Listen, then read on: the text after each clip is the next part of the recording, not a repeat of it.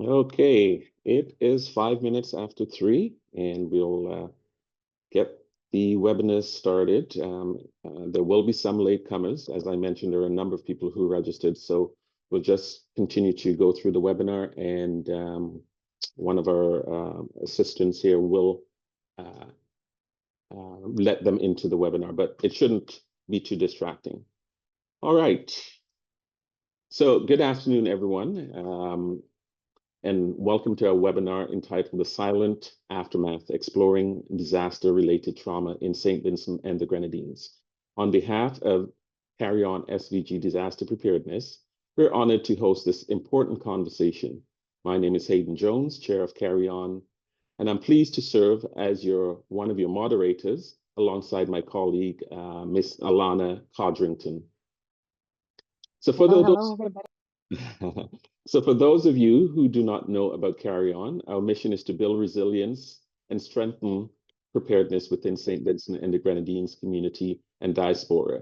We focus on disaster readiness, community education, and mobilizing resources so our people are not only prepared to respond in times of crisis, but also equipped to thrive in the long term.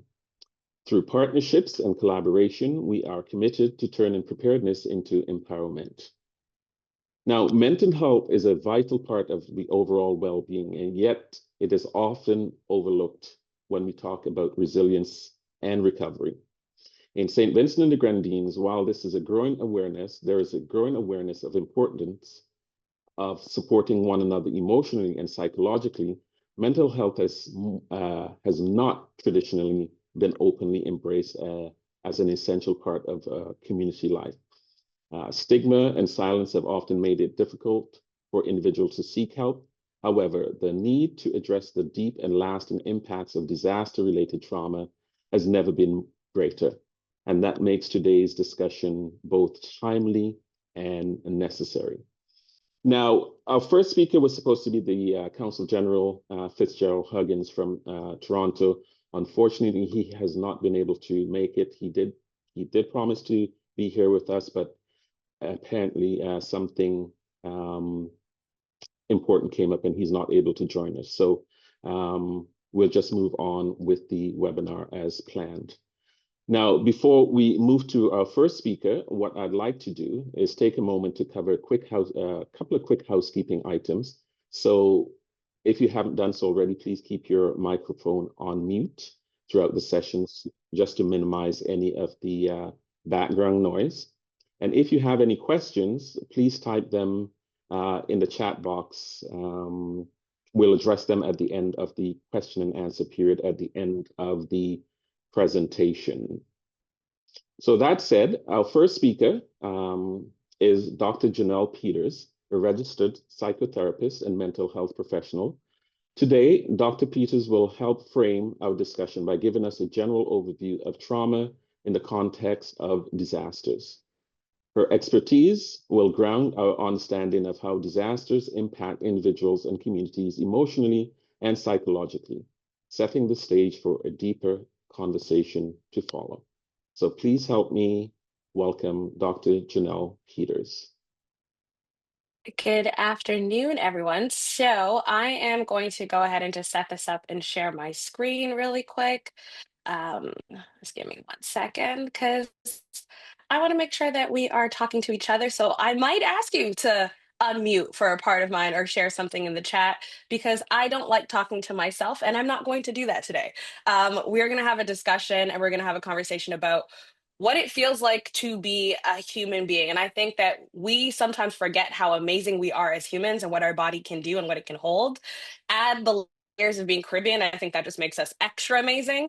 But I think sometimes it also gets in the way of us understanding and knowing just how much strain we might be putting on our body and what can happen after things occur because we're so used to just going and going and going. So it's a great thing to be able to hold things to a certain capacity and manage things and to keep on pushing. But I want us to be very mindful of just how much maybe we have pushed or the people around us have pushed after going through something like a natural disaster like Hurricane Beryl. So I am going to start and set the tone for this afternoon's conversation. I would love you to do a few things with me. So we're going to start about acknowledging what stress really is, because I think when it comes to the aftermath of things, anything we experience, they can be stressful. So I want to start with what stress actually feels like. And I'm going to ask you to do something with me. Okay. So, in your seats, wherever you are, I need you to kind of have your feet planted on the ground, your butt in the chair. You should feel kind of like you are the chair itself. So, if somebody was to sit on top of you, they would have a nice, comfy seat. Okay. And then what I'm going to ask you to do is take your shoulders. And you're going to take your shoulders and you're going to bring them up to your ears, just like this. You're going to hold it 1, 2, 3. Don't let go. Don't let go. Drop. Okay. And I'm going to ask you to do it again. Take your shoulders, bring them up to your ears, hold it. 1, 2, 3, 4, 5. I know you hate me. 6, 7, drop. Okay. And tell me, somebody unmute and tell me, what did you notice? What did you notice? Tightness. Tightness. Okay. Did anybody get a relief when I finally said it's okay to drop now? But do you notice maybe for some people, you're like, wow, my shoulders dropped a lot further. What I want you to recognize is that even in this, I have no idea what you all have been through today, what you've been through this week. But what happens is our body holds stress, right? It holds tension, it holds things. We have to manage things. We go through life. And what you did is you kind of felt it. You felt that tension, that stress that's there. And when you released it, it almost felt like a relief, right? And so it was like hard at first to hold it and to keep going past the 3 seconds, but release came. Here's what stress can also look like. It can look like, imagine you took your shower, foggy mirror. You can't really see everything, right? So it may look unclear. It might not be really sure what's gonna happen next, but it starts to dissipate. And then that foggy mirror clears up and you can see things clearly, right? If you just kind of take your time. I know some of you are impatient, would probably wipe the mirror, but if you were to leave it, it would clear up on its own, right? Here's what stress can sound like. Can you hear that? Okay. No. No? Okay. What it sounds like, if you were to listen to what I hear in my ears, so it's weird that it didn't play it back. Imagine a radio, really staticky, like you're turning on that radio in your car, if anybody still has that, and you're trying to adjust it and you hear the antenna going, yeah, like that type of sound. So stress can also feel distorted. It can feel like I hear something in the background, but it's not clear enough. We adjust our antenna, we change the station, and it goes back to kind of something that is clear that works for us. So everything that I just showed you is to remind you that stress is a very natural, emotional, physical, and psychological reaction to pressure. We all experience stress every single day, and in short bursts, we're able to manage it, like running late for an appointment or work. It's something that is not hard for you to navigate, right? Then something like this happens, right?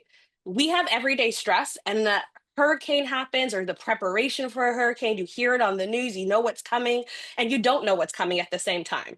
And so you hear about something and you're going to prepare to the best of your ability. But while all of that is taking place, your body is responding up and down. Your cortisol levels are going up and down. Your body is trying to make sure that you feel somewhat at ease despite what's happening. Then the actual disaster itself comes, and I don't think anybody is prepared for the result that came with it. And what starts to happen is now your body is even going through that same routine that it did in the preparation 10 times more, right? And it's also now kind of going, well, I can't focus on that because we got things to take care of. And back to pack away all of that stuff, all of that stress, find somewhere to go because we have houses to rebuild, we have money to kind of gather back again, all of the things that you could possibly imagine that everybody has been going through. This is what leads us to the part where I want to talk about trauma. And so I showed you what stress is, kind of the piece that's normal, let's go, and it kind of leaves your body. But trauma is a little bit different. So trauma feels like, imagine I was to tell you to bring your shoulders up and don't put it down. I never gave you that release. That's what it can feel like, that complete tension and stress just sitting with you up close to your ears and never letting go. It can look like that mirror being fogged and it's never dissipating. It just stays foggy. So it's almost like I can't see what's ahead of me. I don't know how to manage things. It feels like everything is blurry. And that can impact how you see yourself, how you see others, and how you see things as well. It can sound like that static in the radio, never ending. So you truly might feel like there's no way that I can care for myself or the things around me because everything just seems so loud and distracting. And so when you think about what trauma is, think of stress times 1,000. It's an overwhelming response to the events that you kind of go through in your everyday life that exceeds your level of stress. It's almost to the point where your body can't go back down and release those shoulders. The mirror can't become clear again. And it shows up again emotionally, psychologically, and physically. So trauma can show up in many different ways and have long-term effects. So by holding that shoulder, not seeing in the mirror again, hearing that sound over and over again, it can last and show up like this. So it might look like for some individuals that have experienced something as horrible as Burl not being able to sleep or being hyper vigilant about everything that they hear or see. And it can lead to flashbacks and nightmares and just replaying maybe certain moments that their brain gets kind of stuck in a loop over and over again. It can look like survivor's guilt. Like, oh no, like, how come I didn't have to go through the exact same thing somebody else went through? Or, you know what, I should be really grateful, but why am I still sad? Or why does my body feel like this? I shouldn't feel like this because, I still maybe have the roof on my house compared to someone else.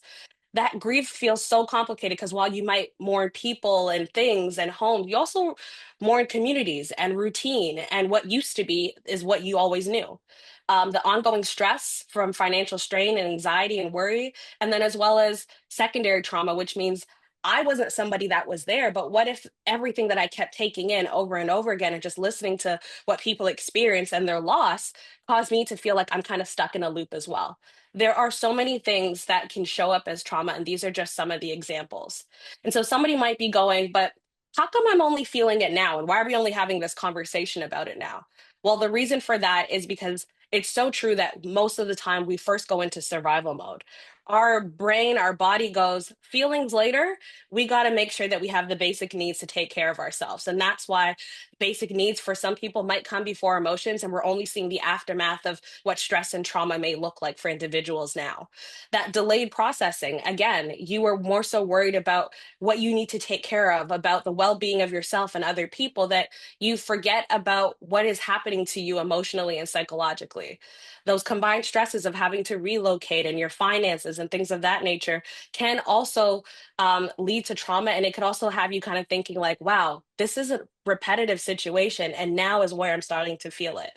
And then hidden triggers is the last one, where somebody might not even recognize that, when they hear thunder, right? They're like, wow, that roar, that rough sound reminds me of something. That's a trigger. If I hear something kind of hitting against, if I hear another like metal or material hitting against something or a window, that's something that can trigger something as well for an individual.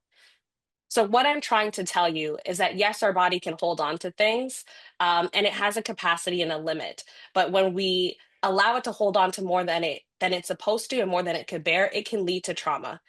And just like if you were to go into a new environment and you didn't know how to navigate things and where to go in a new location, you would pull out a GPS, you would ask somebody where to go, you would look for some type of support. And the same thing has to happen with what we're feeling emotionally and psychologically and physically when it comes to things like the aftermath of a natural disaster. So, what I want you to remember is that healing is possible. And I feel like the rest of the conversation that we're about to continue today is a way to show how so many different people on this call are doing their part to provide that healing to a community, to a person, to an island as a whole. So I want you to remember that if your shoulders feel like they're up here, we're not buying new shoulders. We're going to figure out how we need to release that tension. Where do you go for the support?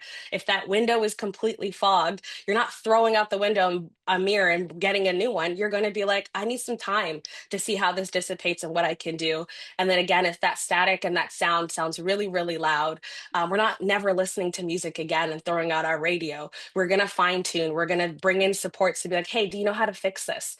And I hope that as you listen to what is going to be shared today, you find where healing can start for you, or somebody else. And so I would love to pass it back to Alana, so we can figure out how is healing happening in our community as we speak. Thanks, Janelle. That was wonderful. That was some great information. Hopefully, everybody got some good takeaways from that, and you can apply it in your lives. And I know it's just very high level, but we don't have enough time to actually do a session, one-on-one session or a group session. That said, what I'd like to do now is hear from Dr. Elisa Alves, Director of Mental Health Services in St. Vincent and the Grenadines. And she's joined by her colleagues, Dr. Elika Matthews, as well as Roselle Solomon, Miss Roselle Solomon, who are going to provide insights into what's happening on the ground in SVG. Together, they will help us understand both the systemic and lived challenges of disaster-related trauma and the strategies being put in place to foster resilience and healing. So please join me in welcoming Dr. Elisa Alves and her colleagues, Dr. Elika Matthews and Ms. Roselle Solomon. Thank you so much for that introduction, Hayden, and good afternoon, everybody. So, as said previously, I'm Dr. Elisa Alves. I'm a clinical psychologist in the Ministry of Health, Wellness, and the Environment, and I'm also the Director of Mental Health Services. And I'm so happy to be able to be here with everyone as we reflect on the aftermath of Hurricane Beryl that, of course, deeply affected the lives, everybody's lives, and all the communities here in St. Vincent and the Grenadines. Not only to talk about this individual event, but the fact that disasters, crises, and particularly climate-related disaster is an increasing part of our lives. So considering how we prepare and respond to them is something that's necessary for anybody who works in human services. And for those of us who work in the Ministry of Health, we're recognizing that as like, although it's not an illness, it's a thing that influences the determinants of health for our nation and things that impact our health security. But a disaster of the kind of scale of Hurricane Beryl, they leave not only physical damage, but also emotional and psychological scars. And as Janelle was saying, these things are going to impact your experience of stress, but also you may have had explicit experiences of trauma, and your mind and your body continue to carry that. And among those reasons are why the Ministry of Health has made mental health and psychological support and psychosocial support, so MHPSS, a core part of our disaster preparedness, response, and recovery. It's become an increasing focus. I would say that COVID-19 kind of showed us a lot of the cracks in our system and the places where people continue to struggle psychosocially, and shone a light on how the way people are managing in terms of their mental wellness is going to influence our physical recovery from disasters. So in the days and weeks following Beryl, we've worked to ensure that psychological first aid, counseling, community-based support were present alongside any of the medical needs that people had, and of course, humanitarian relief. We know that resilience is built when people have the space to process trauma, to connect with support systems, and of course, and this is extremely important, to recover with dignity. Large-scale disasters, particularly ones where people become displaced, can really impact people's sense of their humanity and their dignity. And so protecting people as we continue to recover is particularly important. So these things have become guiding principles for us, and they can't be achieved without the professionals who consistently stood on the front lines of the crisis response. So really today I'm here mostly by way of broadly representing the Ministry of Health and of course the Mental Health Service, but mostly I'm pleased to be able to introduce two such individuals who stood on the front lines of our response. So Dr. Elika Matthews is a counselor in the Mental Health Service, and Ms. Roselle Solomon is a social worker in the Mental Health Service. And they have walked with our nation through multiple disasters. Hurricane Beryl is only the most recent of them. And they were the persons who co-coordinated the Ministry of Health, Wellness, and the Environment's MHPSS response to Hurricane Beryl as part of the larger national emergency response, and to ensure that psychosocial care was at the heart of our recovery. So I hope you'll join me in welcoming them, and as they speak more specifically to their experiences co-coordinating that response. what the things that we did to protect the health of our nation, and also what the ongoing needs are, because of course there are still ongoing needs. So, Dr. Matthews and Ms. Solomon, the floor is yours. Hello, everyone. I'm going to just share my screen. Is everybody seeing? Yes. Thank you so much. So, hello, everyone. Myself and Ms. Solomon are going to be doing this presentation. If there are persons who are onlooking who are not familiar with St. Vincent and the Grenadines, St. Vincent and the Grenadines is made up of 32 islands and keys, some inhabited, some that are not. So as we move forward and we talk about psychosocial support, it is not just psychosocial support on one island, but multiple islands across a multi-island state. So as Dr. Alvis would have stated, psychosocial support is not just specific to Hurricane Beryl, something that we've been doing over the years. In 2020, it started with the COVID-19 pandemic. Then we moved right into the Lasso Freya eruption in 2021, and then our latest being Hurricane Beryl. So over the years, we have been going time and time providing mental health and psychosocial support for persons across St. Vincent and the Grenadines. So we always like to start with a little psychoeducation as it relates to mental health and psychosocial support, because sometimes people may hear it and they may think a counseling service or making sure persons get counseling after a specific event. So when it comes to mental health and psychosocial support, this refers to support that is going to promote mental health and social well-being. So we don't just want you to think about sitting and speaking to somebody, but in addition to building your mind and resilience after you've experienced a specific event, also socializing within the settings that will help you to get back to that place, whether it be within your family, home, various community works, or whether it be reaching out to the professionals where you can get professional help. So when we think about psychosocial support, as Janelle would have stated, it does things like it reduces stress and anxiety. We have to think about building resilience, strengthening social connections, support and recovery in the time of crisis event. Because as we note, persons are susceptible to stress, and there's nothing more stressful than being exposed to a specific event. And these stresses can lead to many different things. And a part of that, decreasing that stress, is making sure that you have the mental health and psychosocial interventions that are needed. And they're usually geared towards how can we engage in stress reduction.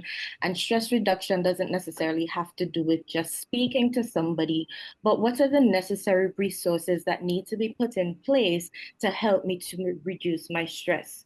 What activities are going to help me to build resilience, strengthen my social connections? We are not an island. We have all heard that. Sometimes we need the interventions of other persons who are in the know, or persons who have the necessary resources that we need in that specific time. In addition, it supports recovery in times of crisis. So, what are some core areas of mental health and psychosocial support? Psychological support, which many people are familiar with, counseling, therapy, and safe spaces. Social support, your family circle, peer groups, community networks. And as we know, we have met a lot of different persons within our community. We've been exposed to different networks, including the one hosting this platform, where persons are out there trying to help. Also, making sure persons get their basic safety and their basic needs met. Because can you imagine trying to be healthy mentally and you don't know where you're going to lay your head at night, or you don't know where you're going to get food the following day for yourself and your family? So providing mental health and psychosocial support, an important part of that is making sure that your basic needs are met. In addition, engaging in well-being activities that is either going to keep you distracted or help to be a coping mechanism. And that can come in the form of exercise, art, spiritual care, relaxation. It mainly depends on the individual and what is something that works for them. So when we think about mental health and psychosocial support, I want you to think of it in varying areas. We have your friends and family who can provide you with emotional support, open conversation about feelings, and be a safe and supportive space for you. Oftentimes, people go through natural disasters, and their family members are right there with them, having a like experience. And sometimes it's just better to have a conversation with somebody that you are familiar with. Then we have community and social support, and that is support being provided by the different groups. So we have faith groups, the churches, other traditional community groups, peer support groups, your community youth clubs, youth groups, school workplaces, wellness programs, volunteer and outreach services. Then you have your basic needs being met. So access to food, water, shelter, feeling safe, whether it is in your home, in a shelter, in a safe space provided for you, protected from violence, neglect, and abuse, and access to healthcare services and medication. And then we have the professional and specialized support that is offered by counselors, psychologists, psychiatrists, and social work. And a part of mental health and psychosocial support is not just following up with persons who would have experienced this trauma, but persons who are already predisposed or who have already been diagnosed with mental health related issues. And now I'm going to pass on to my colleague, Ms. Solomon, who's going to hone in a little bit more on what we did while providing mental health and psychosocial support across St. Vincent and the Grenadines. All right. Thank you, Dr. Matthews. Can I be heard? Just making sure. Yes, you're good. Wonderful. All right. So again, thank you for having us this hot Caribbean afternoon. It's a pleasure to be here to just give information on what we've been doing so far and what needs to be done as it relates to mental health and psychosocial support in emergencies. So Dr. Matthews would have shown us that since 2020 to this date, we have been involved in MHPSS activities. And just a little bit of background, during COVID-19, it was thought of that we needed to bring together a cohort of professionals across the Caribbean, etc., so that they could be able to have a better understanding of what mental health and psychosocial support, the approach was. And it spawned from there, and then it got more life on April 9th, I'm hoping I have the correct date, 2021, when our volcano erupted. And it propelled us into a space where there's so much going on, and we've learned from past disasters where there wasn't much collaboration and coordination and duplication of services. And so the idea was to form a mental health and psychosocial support technical working group. And that approach was to make sure, again, we have an integrated approach. It's within the disaster preparedness and response mechanism, and it's able to, one, help those who are involved to understand mental health and psychosocial support, and also to help the nation understand what mental health and psychosocial support was. Because, as Dr. Matthews mentioned, everybody thought it was counseling. And from the pyramid shown, the needs before, during, and after a disaster varies. And so we need to have an approach where there are responses to tackle each of those phases. So let's talk about our goal: to provide comprehensive mental health and psychosocial support to enhance resilience, recovery, and well-being of individuals and communities across St. Vincent and the Grenadines. And so from the tragedy of burial, we realized that the Southern Grenadines, they were mostly affected by this particular disaster. All right. So these are just some of the stakeholders and technical working group members: the Ministry of Health, the Ministry of National Mobilization, and within that ministry there were several representations: social development, family, gender affairs, persons with disability, and children's services.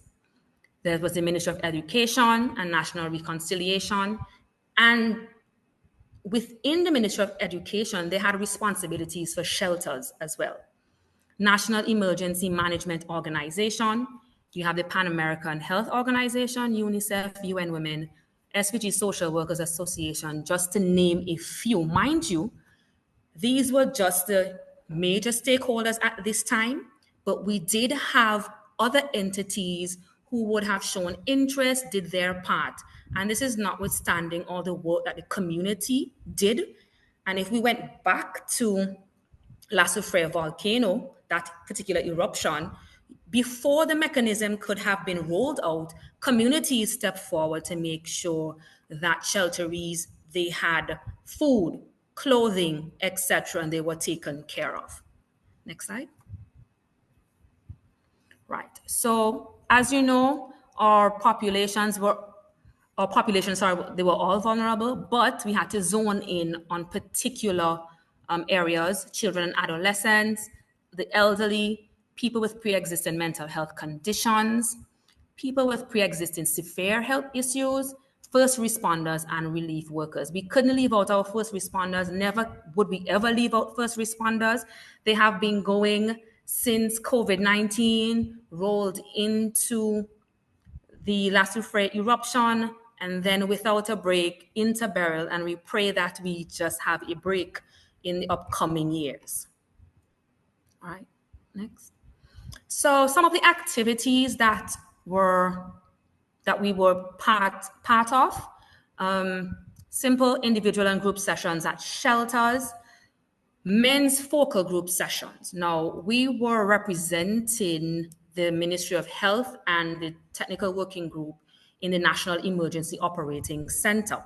And we had an opportunity to help those who did not understand MHPSS. We gave them an opportunity to really hear us. We made sure that we focused on men because part of our role was assessment. And we were getting information that men were not coping well. They were participating in excessive alcohol use. And so we dispatched some of our male psychosocial practitioners to several shelters to have focus group discussions with our men to hear from them exactly what they were going through.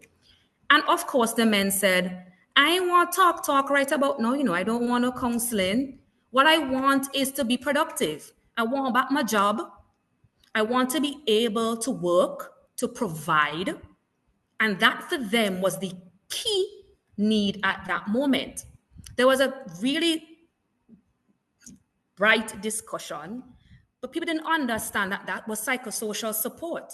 Meeting people where they were, understanding their needs and providing, because that made sure that they felt as if they were productive, if they felt human again. And so we needed to make sure we heard their voices. Psychological first aid, we followed up with our mental health patients, making sure that there was medication, making sure that they were not displaced, and self-care for professionals, including shelter managers. Through the Ministry of National Mobilization, there were child-friendly spaces set up alongside UNICEF. There was a Return to Happiness program. These were specifically for children. There were hygiene kits provided by the international entities. And I know you would understand humanitarianism. And when there is a disaster and the country is unable to provide for itself, you have different international and regional donors coming in to provide such support. That, again, is mental health and psychosocial support. And obviously education. Through the media, through the EOC, however which way we can, through our technical working group members, we're able to give information, do trainings. As you see that picture down to the bottom, we were meeting with our technical working group. We had a consultant from PAHO, Dr. Kitty, who was able to shed some light on MHPSS so that we all can be on the same page as to how we are moving forward. Next slide. So, challenges. And these are just 4 that we thought were appropriate for this setting. Just a limited understanding of mental health and psychosocial support, especially in emergencies. What it can do, what it is, etc. Mental health and psychosocial support, the approach gave us an opportunity to look at our mental health services in St. Vincent and the Grenadines. And if you look at the MHPSS IASC pyramid, it shows the level of needs and the specialized and non-specialized services needed to attend to individuals and their challenges. We all provide psychosocial support in the hopes that someone does not have a chronic it does not proceed to a chronic mental health condition. And so MHPSS is not fully integrated into disaster preparedness and response mechanism. We're working towards that so that it's not an afterthought and it's in the planning as we move forward in how we prepare for, God forbid again, a next disaster. We need to bridge the gap with all of our stakeholders. We all need to be on board with mental health and psychosocial support within our own agencies, within the ministries and the nation, so that we all have an idea. We're working towards a common goal in being collaborative. We're working together to be a coordinated service. And we have the specialized, non-specialized, we have practitioners ready so that they'll be able to roll out and respond to these needs. And with that being, we need more training for our MHPSS members, also for the country on a whole, psychological first aid, etc. We need our technical working group members to be able to strengthen their collaborative efforts. So this is just a snapshot of what was done. And even after, a couple of months after, we definitely had more entities coming forward in identifying that they would like to partner or just letting us know what they're doing. And so it can be integrated into mental health services, because we need a referral pathway for those individuals who are going through a particular issue that these entities may not be able to facilitate. And that's what MHPSS is making sure that there is a clean pathway so that we all know what role we are playing and we are able to help each other along the way. Thank you very much. Thank you. Thank you. Dr. Alves, did you want to say any quick words before we move on to our next presenter? No, I think that's actually a very nice segue into our next presenter with an example of an MHPSS-related intervention. Perfect. Okay. Thank you so much. At this point, I'd like to just hand it over to my co-moderator, host, Alana Codrington, to take us through or introduce the next couple of speakers. Alana? Hello, everybody. Thank you, Hayden.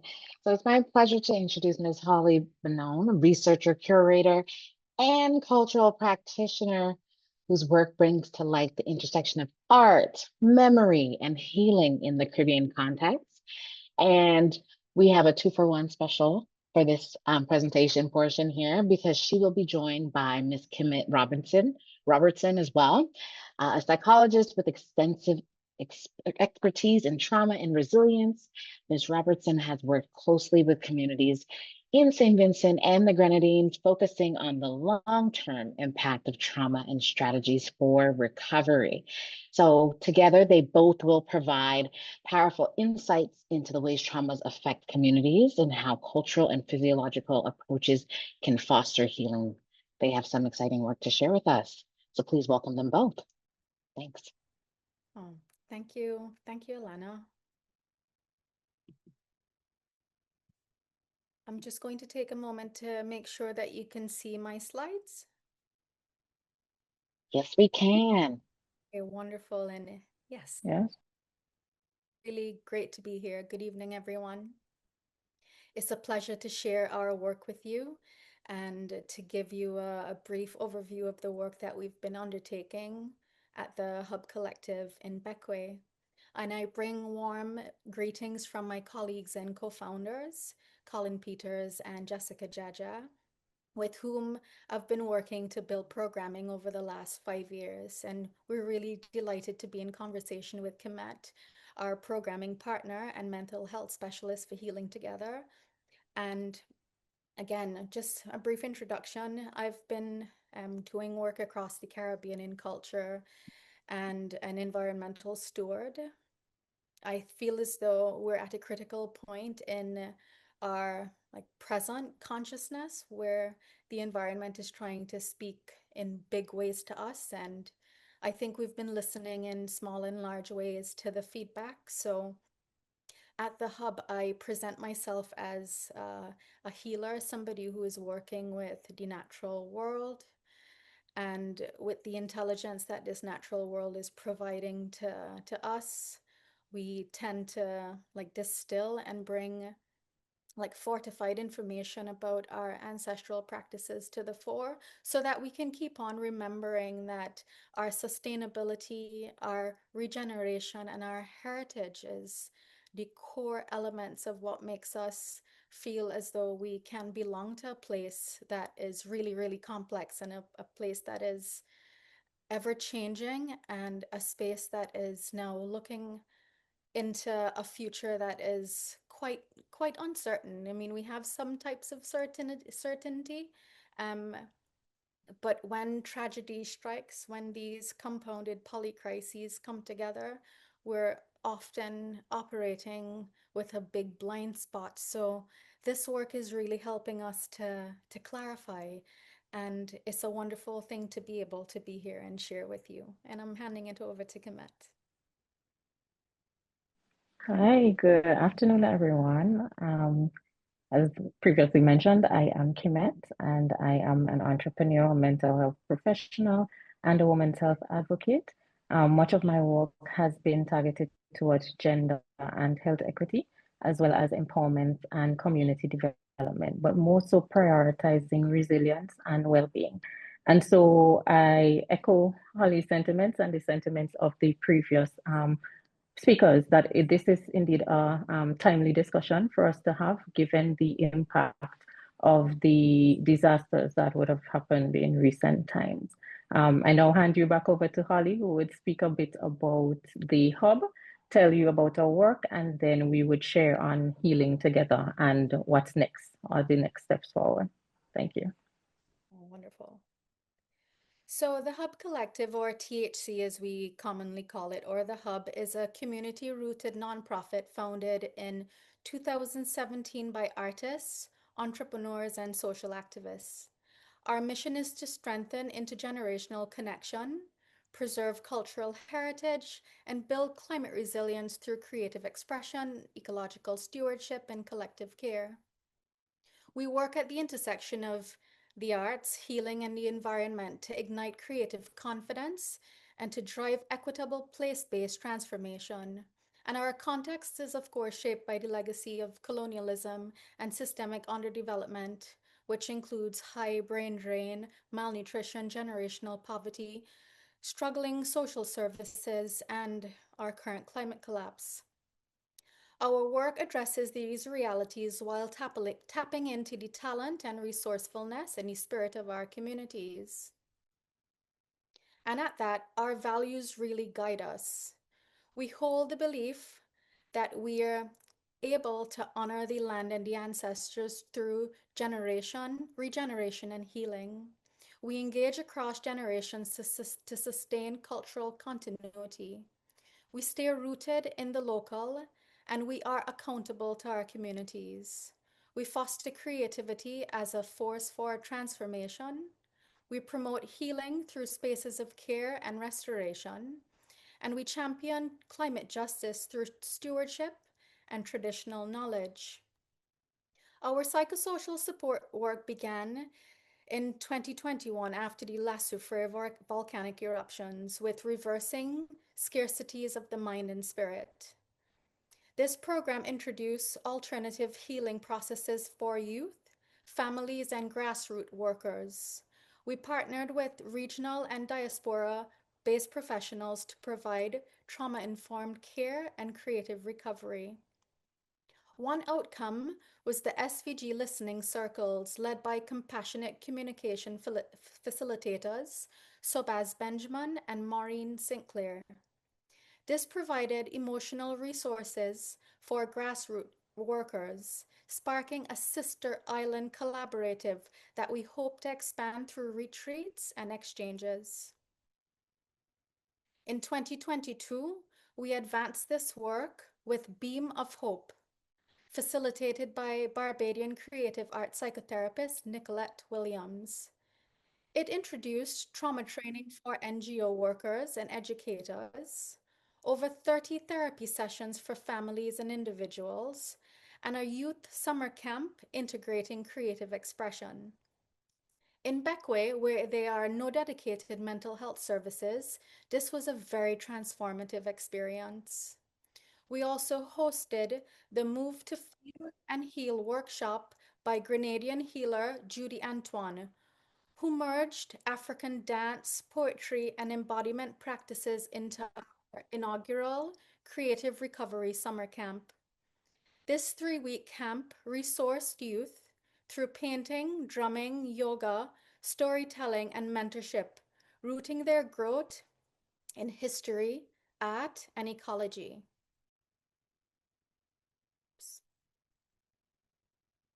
And building on these experiences, we launched Healing Together in response to Hurricane Beryl, which many of you know devastated the southern Grenadines and like the wider Grenadines and of course the entire country in some way, shape or form on July 1st, 2024. And this pilot was financially supported by U.S. disaster relief nonprofit Soul Relief and co-led by Mind Thrive, where we established trauma-informed, gender-responsive systems of care across Bekwai, Miro, and Union Island. The pilot offered psychological first aid workshops and one-on-one and virtual therapy sessions. Over the cycle, first responders, teachers, police, community leaders, and advocates were trained to identify trauma, foster safe spaces, and reduce stigma. This pilot demonstrated that psychosocial recovery is inextricably linked to social cohesion, cultural grounding, and climate justice. Today, Healing Together stands as a model for scaling nationally, embedding mental health into both disaster recovery and long-term resilience strategies across SVG. At this point, I'll hand over to Kemet, who brings first-hand insight into the delivery of this work across Union Island, Miro, and Bekwai. Thank you, Holly.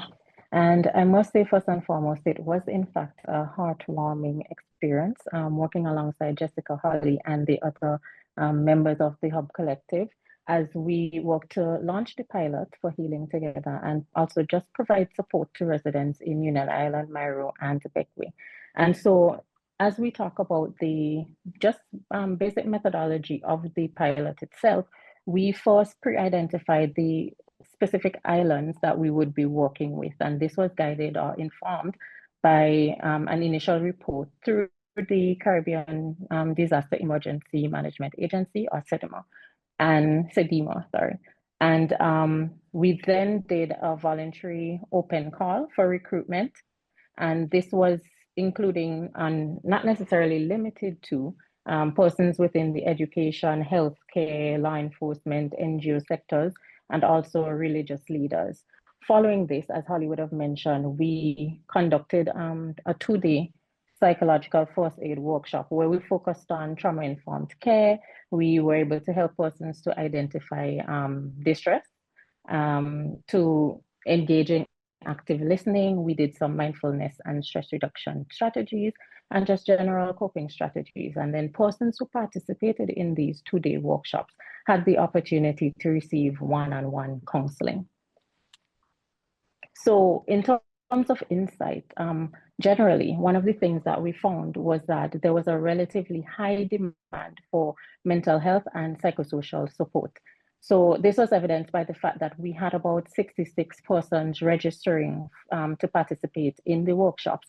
But interestingly as well, we noted that there were about 49% or almost half of the participants who requested follow-ups or one-on-one counseling sessions. So that was an interesting insight for us. One of the other things, when we broke down or we disaggregated the data, we saw that educators made up a large percentage of the participant group. There were limited amounts of healthcare, law enforcement, and faith-based representation. This was to a lesser effect in islands like Bequia and Union Island.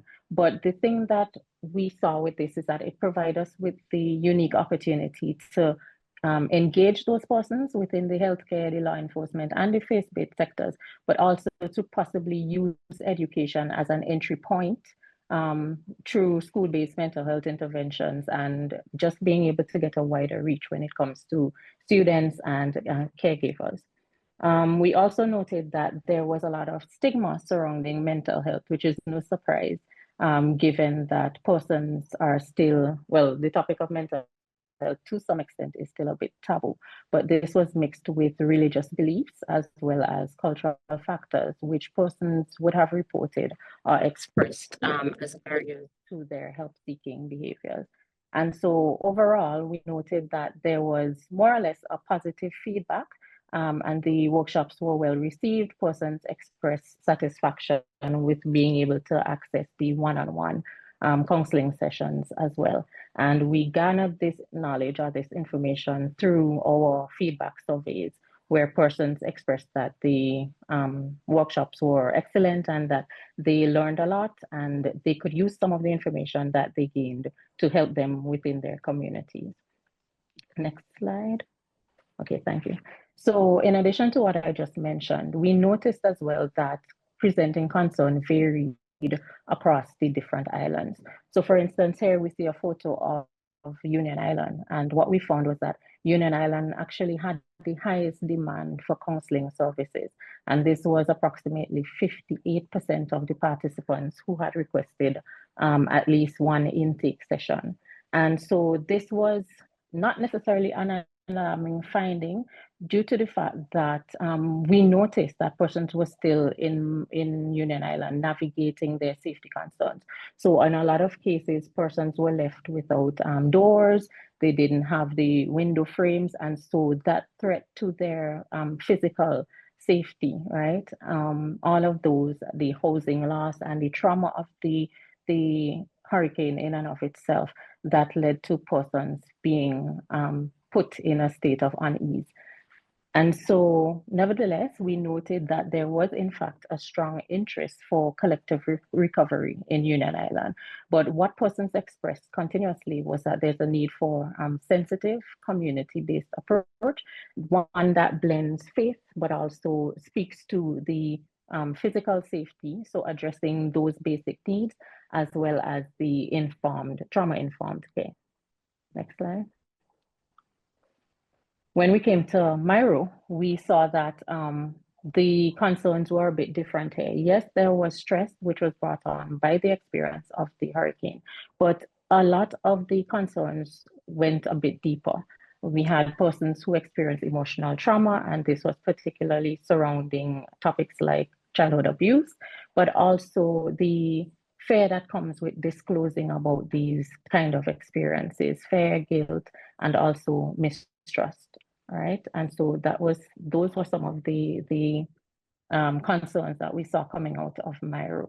We also saw a larger turnout of faith-based and law enforcement leaders, particularly in Myro.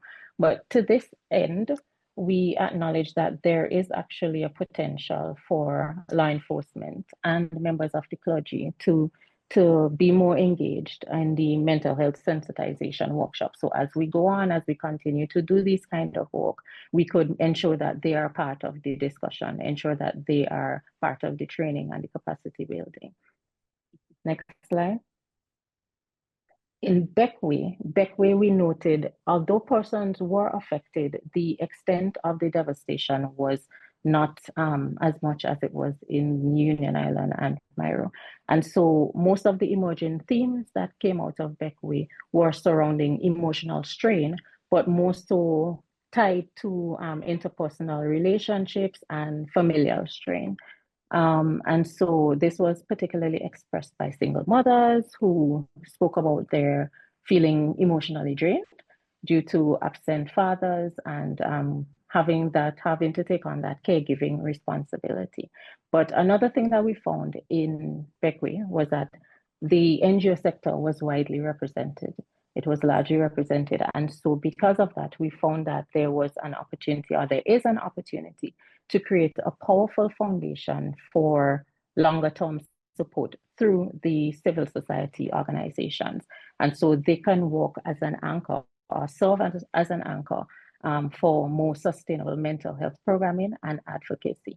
And particularly because of what we found in Beckway, we think modalities like family therapy models, maybe dialogue and healing circles, and then intergenerational healing, this can be something that can really work to help members of the community within the communities within Beckway to thrive.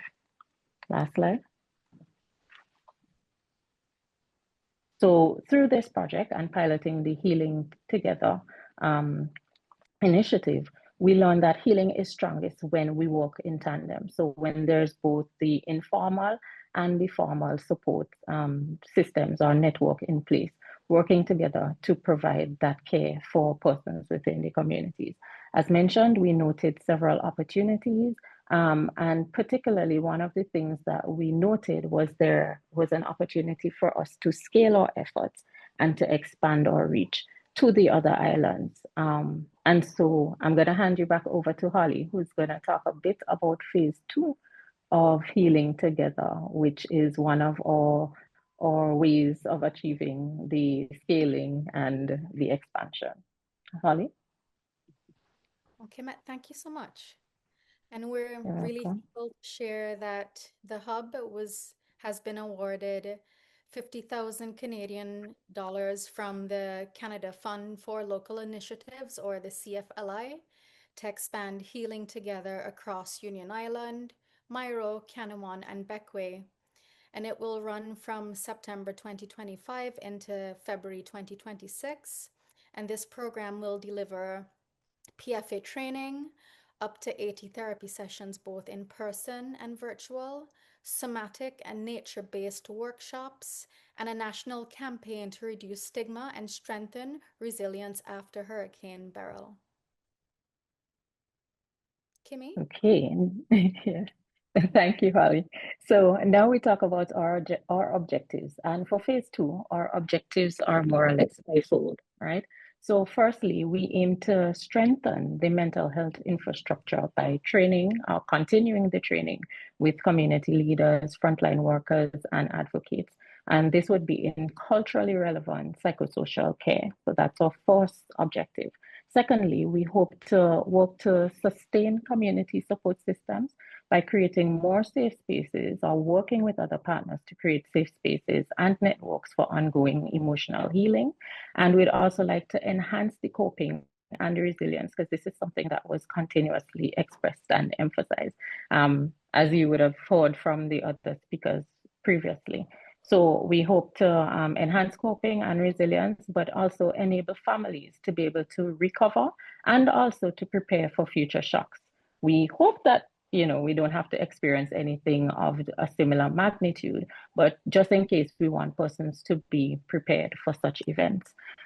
Fourthly, we hope to increase awareness and to reduce stigma through education and open dialogue. And finally, we hope that all of the work that we do would help to influence policy by generating insights that advocate for equitable access, cultural relevance, and systemic investments in mental health. Holly? Yes, thank you. You're And our welcome. activities include 4 psychological first aid workshops, reaching up to 60 participants, 80 one-on-one therapy sessions, somatic and nature-based workshops to offered to 40 participants, and a national communication series including monthly columns, videos, newsletters, and social media outreach. So we're really thinking about enhancing the national dialogue, ensuring that these unique stories that we're hearing and that we're learning about across the Grenadines, that they can become like formidable in that everybody has a lesson to impart on us. So we remain very teachable throughout these activities, or we will aim to remain teachable. And as such, this it feels really holistic. It really tries to integrate the power of the environment and the power of embodiment within this entire scenario. So we're really, really excited to be moving forward in our preparation phase to bring part 2 to everyone. Kimmy? Yes. Yes. So, in closing, we believe that together these efforts will help to weave healing into our everyday life to ensure that communities across the Grenadines are better resourced, more connected, as well as becoming more resilient. And so we welcome any feedback that persons may have, any questions, any ideas on how we can make this program truly successful for the persons that it was designed for. And I also want to invite you at this time to check out our work on social media. We are available at the Hub Collective on Instagram and Facebook.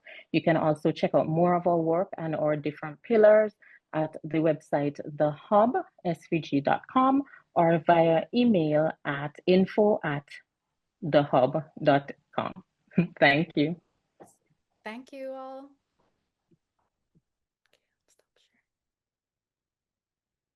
Wonderful. That was great. Can everyone hear me? Yes, you're good. Okay. Yes. So that was excellent.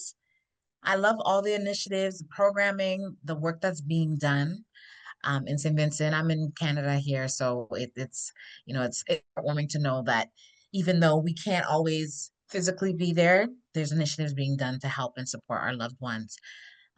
So at this moment now, it's time for questions. I know we were mentioning in the chat, of course, yes, post the questions here.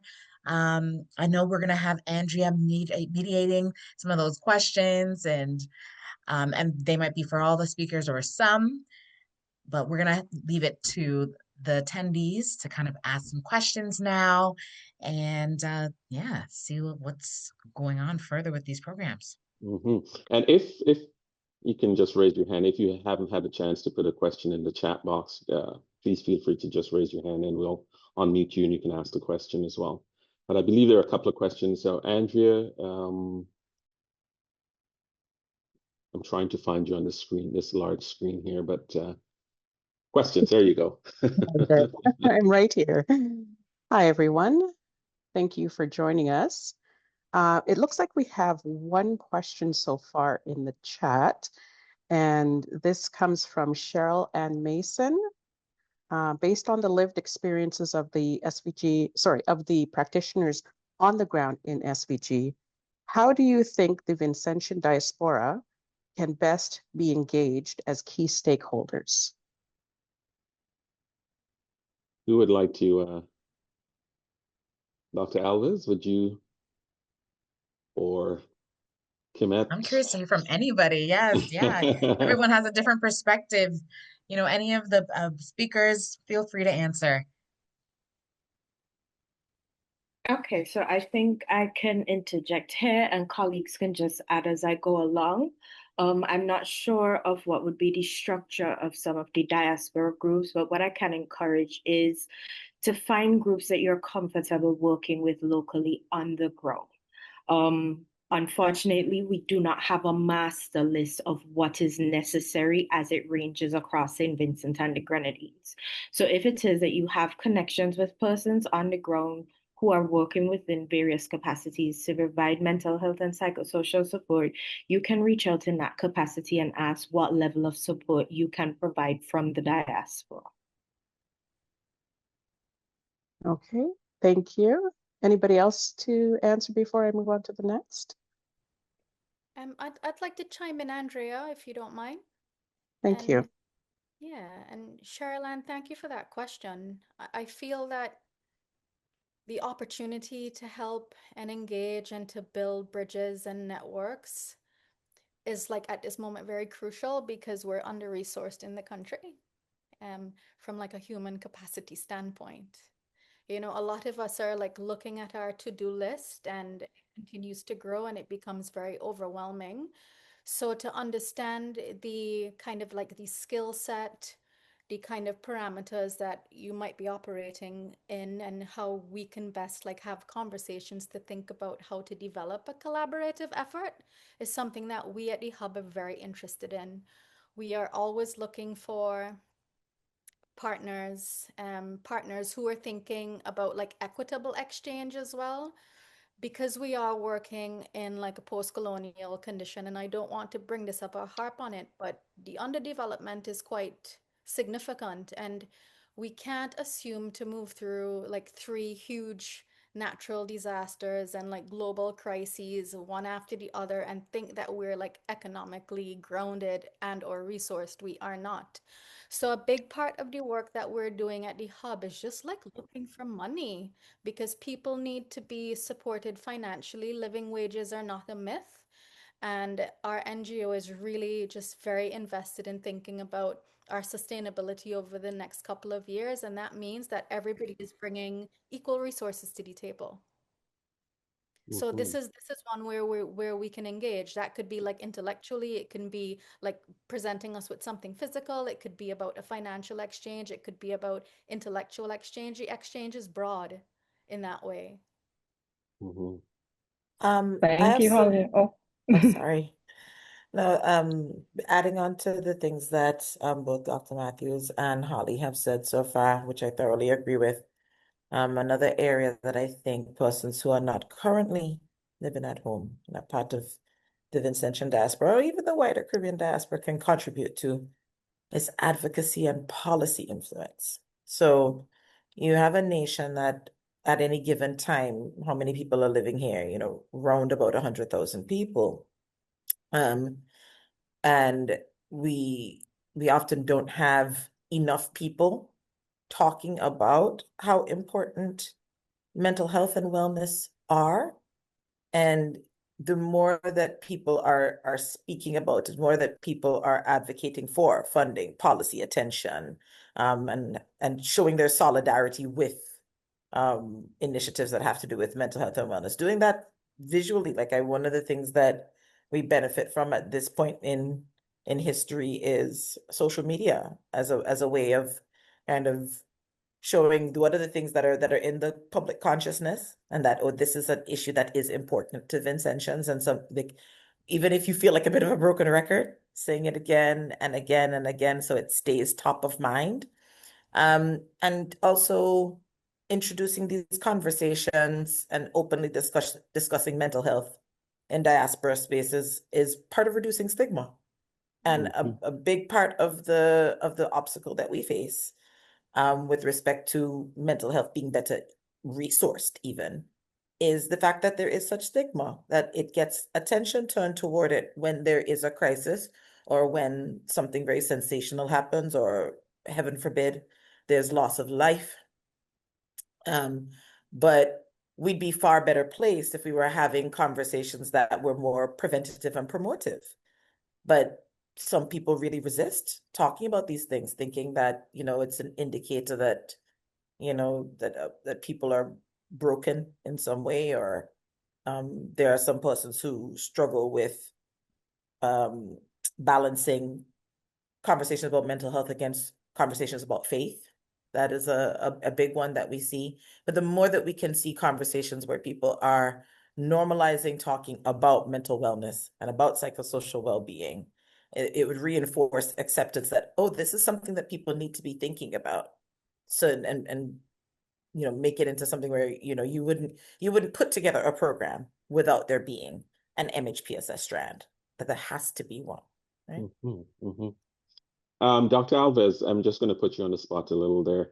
I know Ms. Mason had asked that very specific question, and we're down here, a couple of us are down here in St. Vincent. We've been having meetings with you and the Hub Collective and your team. So just wanted to maybe, and of course, Dr. Nick Cates from McMaster's University in Toronto, maybe just share a little bit about what that looks like and what we're hoping to Right. accomplish. Right. So, as another thought had gone through my mind while we were talking, in part because of Dr. Matthews's comment of, who can you partner with? What organizations can you join with? The conversations that we've been having over the course of the last 8+ months were because of CARI-ON SVG disaster preparedness reaching out to the government and making a proposal, and then that proposal finding its way to the Ministry of Health, and then us looking to forge a relationship and see what might be possible, for a mental health service provision. I think this is a really nice example of, well, in this case, it was an organization reaching out to a government, but those sorts of public-private partnerships can be really powerful. But for the benefit of persons here, as I said, CARI-ON SVG disaster preparedness reached out to the Office of the Prime Minister indicating, we see that mental health care and support is a critical part of anything having to do with disasters. What can we do? And this request made its way to the Ministry of Health, and we took some meetings with the support of our Chief Medical Officer in January of this year to start talking about that. And I would say that Hayden and the team and Dr. Cates have been first of all, wonderfully knowledgeable, but also very ready to talk to us about what we need. And over the course of the last week, so Hayden, Andrea, and Nick have been here since last Wednesday. They leave next Wednesday, but they've been here on the ground to start forming relationships and talk to the key stakeholders that will be part of whatever initiatives we put together, whether those things end up being based in training for specialized service providers, or for also frontline workers, whether it's establishing communities of practice with the benefit of professionals who are in other countries. And it's been, I can't speak for everybody else who's been part of those meetings, but I think particularly, like, we had an intersectoral meeting on Friday morning, where there's representation from health, education, mobilization, police, civil society organizations, and it was incredibly productive. And you got the sense that it's the start of, finding ways to leverage all of the people that you have in particular places, the energy that you have. I mean, it does require a measure of sacrifice, given what Holly pointed out. Like, in a lot of cases, I mean, I don't think it does us any good to be precious about it. In a lot of cases, we just don't have the money. And the people who are doing the initial work, like kind of planting that seed, in a lot of cases, you're having to undertake a measure of sacrifice to get it done. But I did see a lot of willingness from people over the course of the last week, and it was really heartwarming. You start getting a sense of, okay, we can get some momentum going, and we can do this together if we are all of an accord that it is something that's of importance to all of us. So that's kind of the shape of what's been going on between those of us in Ministry of Health and CARI-ON SVG. But my hope is that, based on the conversations that we had this week, and as we come up with, like, okay, now that we've heard from everybody, what will our initiatives look like? What will implementation look like? That when you see the name of the organization, or when those things start to roll out, that that you grab onto that and participate, because we need the energy of everybody to get these things done. Appreciate that. Thank you so much for summarizing what we've done so far. And we're meeting with the Hub Collective, I believe, in Beckwith tomorrow, so to continue those discussions. And then we're heading down to Union Island as well on Tuesday. I believe Joseph Antoine has a question. And just before that, I know I mentioned Andrea, and I just wanted to let everyone know that Andrea is the vice chair of CARI-ON SVG, just to introduce her formally. And I'm a volunteer with CARI-ON SVG too. And yes, doing website and social media. Okay, carry on, Joseph. Yes, good afternoon, everybody. I'm calling from Grenada. And someone who have been concerned about how we deal with the psychosocial aspect and also the mental wellness of people, particularly in relation to disaster. So I'm glad that I think this session is a very welcome session. But sometimes I get a little concerned when we say if it happened, or we hope it doesn't happen again. It will happen again.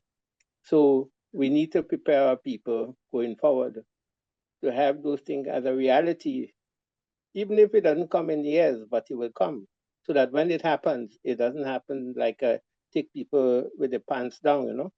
So I think we should make it streamline the issue of psychosocial issues, psychosocial need, and mental health and wellness in all aspects of life, so that it is not something that we will have to go in a drawer and pull out or take out when the situation comes. And that's one of my worry. And then in the light of possible war in the Caribbean now, we have to think about that, the impact on war in the Caribbean on our people. So shouldn't we think about it more from a long-term point of view and probably have a community-based approach, community development approach, rather than, you know, and we have to move away from the selfish, capitalist, individualistic approach to living in the Caribbean. We can't. And probably we could learn a lot from the Cubans. Thank you.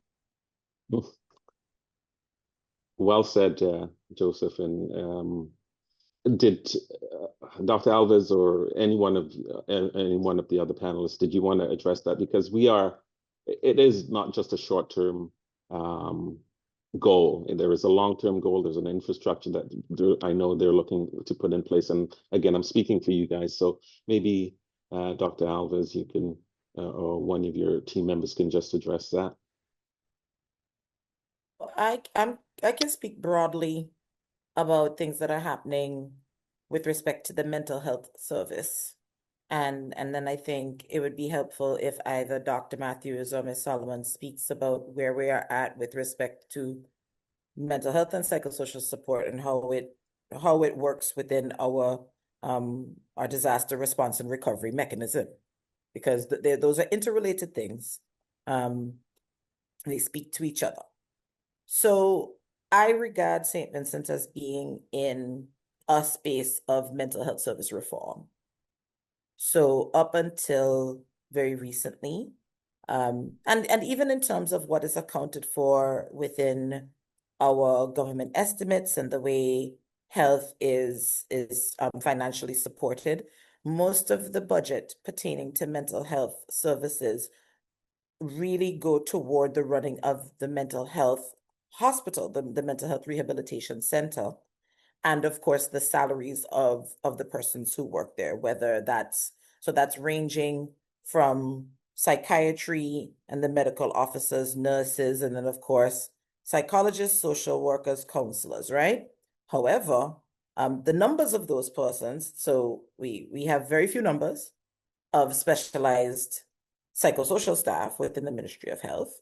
I believe if you counting only social workers, so we have 5 social workers, 4 counselors, that's 9, 3 psychologists, 12 people, you know, across 100,000 people and a multi-island state, right? And there have been a lot of challenges in terms of retaining the more specialized clinical staff with respect to, so psychiatrist, currently have a registrar position that is vacant, a psychiatric nurse practitioner position that is also vacant. So there's the constant issue of being resource strapped, both in terms of personnel and then the training of our personnel, because most of the staff that work in the mental health service currently are generalist trained.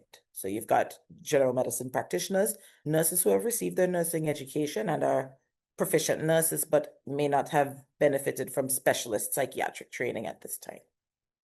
So part of what I see as, so my mandate as sitting in the seat of administrative and policy lead is to make recommendations, not just out of my head, because of course there's been a long line of persons ahead of me who have been making recommendations, advocating. One notable voice actually has some connection to CARI-ON, SVG Disaster Preparedness, Sister Samantha Bailey, past senior nursing officer of the mental health service, who have contributed to times where particularly the Pan American Health Organization would have come in, audited the system to some degree, made recommendations about what our strategic direction should be, and said, okay, well, these are the next steps that need to happen in terms of what policy documents need to be written and accepted by cabinet, what legislative improvements there need to be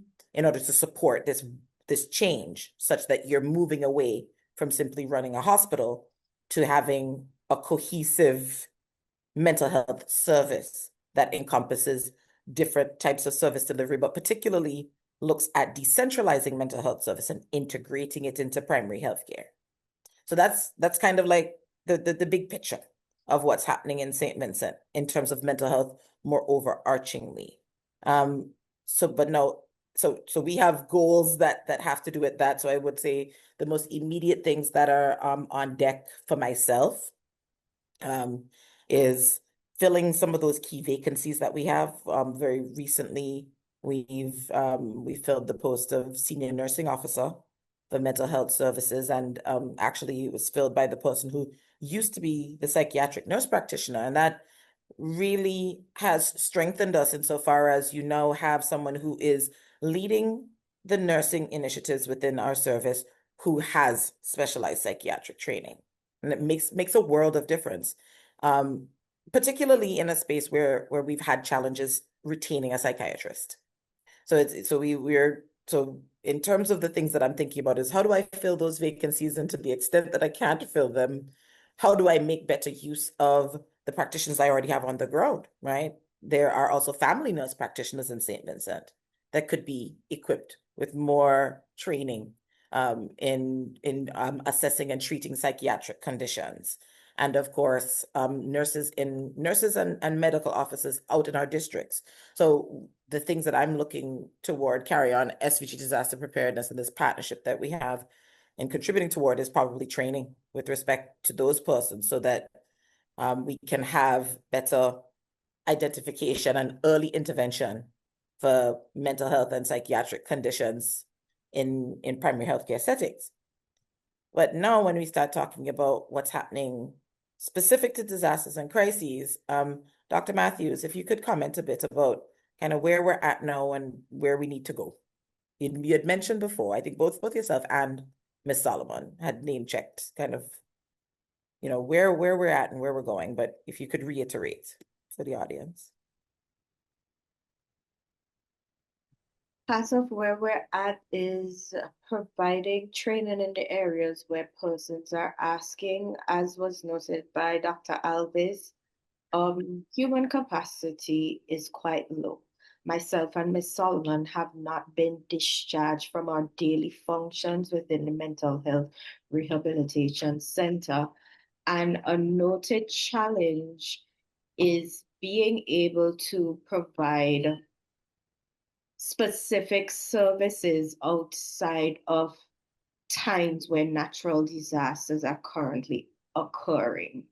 So for right now, we're trying to see how we can follow up with persons who require long-term mental health care, who may be experiencing symptoms as a result of Hurricane Beryl, and just trying to deal with persons' mental health as it pertains to the current symptoms that we are experiencing. As it relates to policy and other higher levels, that is kind of on the back burner right now. Okay. Thank you. Did anyone else? I think Ms. Solomon has a thought. Okay. Go ahead. Yes. Hi. Just making sure you can hear me again. So a couple things.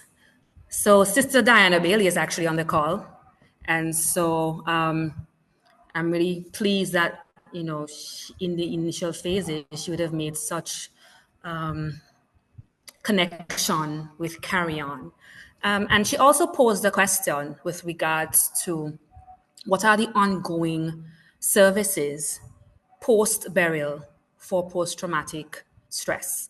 And so this ties into the whole discussion about where are we going next. And it links to what's happening now. We have limited professionals, limited specialized professionals.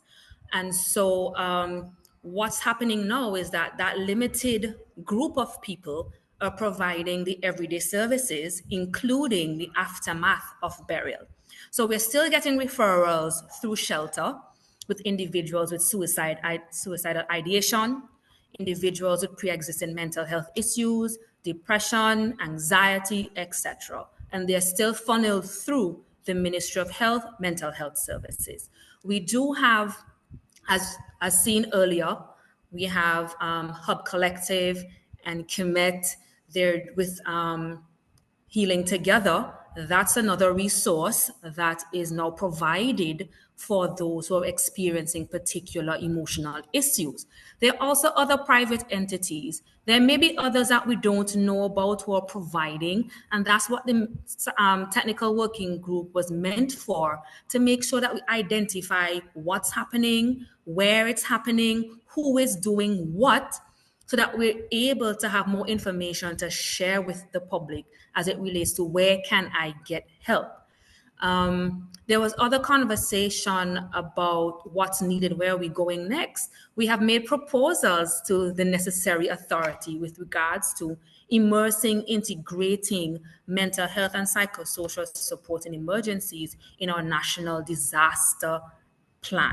And that's going to be important, because when there are plans being made, when there's budget being made, the resources needed that are integral to planning and prevention and responding is within a plan, so that it gets budgeted, there is money available, and there's also identifying what we need. So it's cyclic. It's one playing into the other and playing into the other and playing into the other. And as we go about spreading awareness and injecting the need for information and knowledge and advocacy on mental health and well-being, I pray that it opens more of a door for resources within our country. As was mentioned before, we need money, we need human resources, we need links with training, etc. That's how we get to move forward, in so much that we need to inject a lot of it into the Grenadines, because as was seen just after burial, the Grenadines, they were locked off and away from St. Vincent. So they need to be able to stand on their own, not just for disasters, but just stand on their own, so that they're able to be more sustained and be sustainable. And that's just what I wanted to add. Okay. Guys, thanks so much for sharing that, because understanding that it's always easy for us to say what we need or what we think should happen from a not even objective perspective, but biased perspective, looking at our own individual needs. But it's nice that you're able to highlight the challenges that you guys are having, and that's why the meetings that we're having are so important, and looking forward to see what we can do to, help you guys in those areas. Andrea, I believe there are a few more questions that popped up. Yes, we do have a few more. So this is... Sorry, just before you ask the question, Sippy, are you putting your hand up to ask a question? Okay, after, we'll get to that. Okay, so the next question is from Kim Haydock from the Rotary South.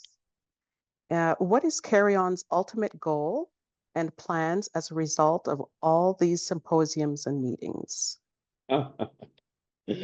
Yes, good question.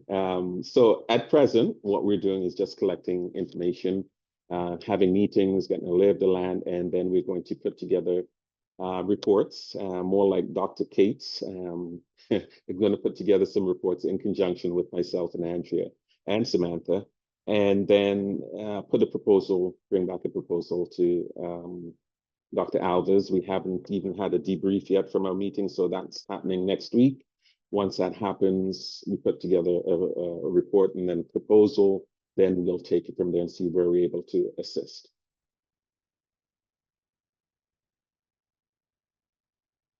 Andrew?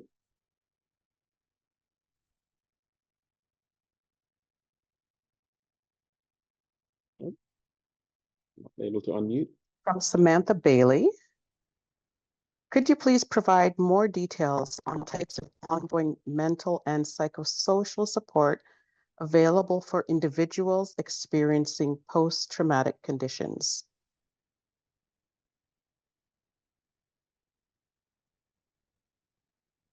So for persons who are experiencing post-traumatic symptoms, they can reach out to the mental health rehabilitation center in addition to any of our health clinics.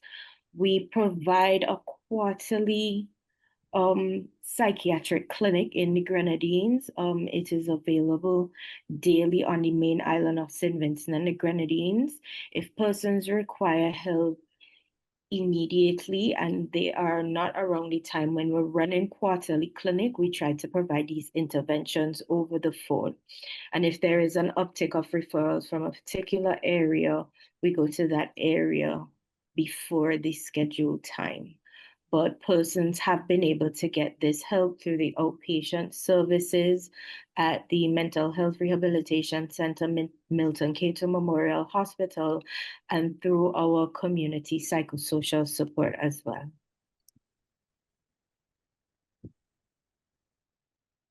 Thank you for that. Hayden, would you like to go through the questions in the chat first before we jump over the Sure. hands up? Yes, please.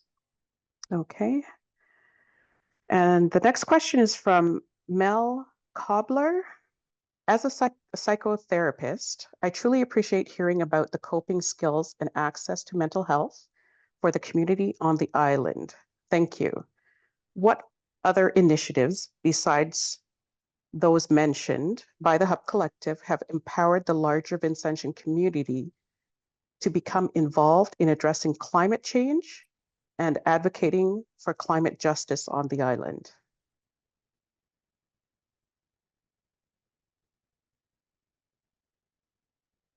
Who would like to take that question? I think I can start answering, but I imagine that other people might be able to expand.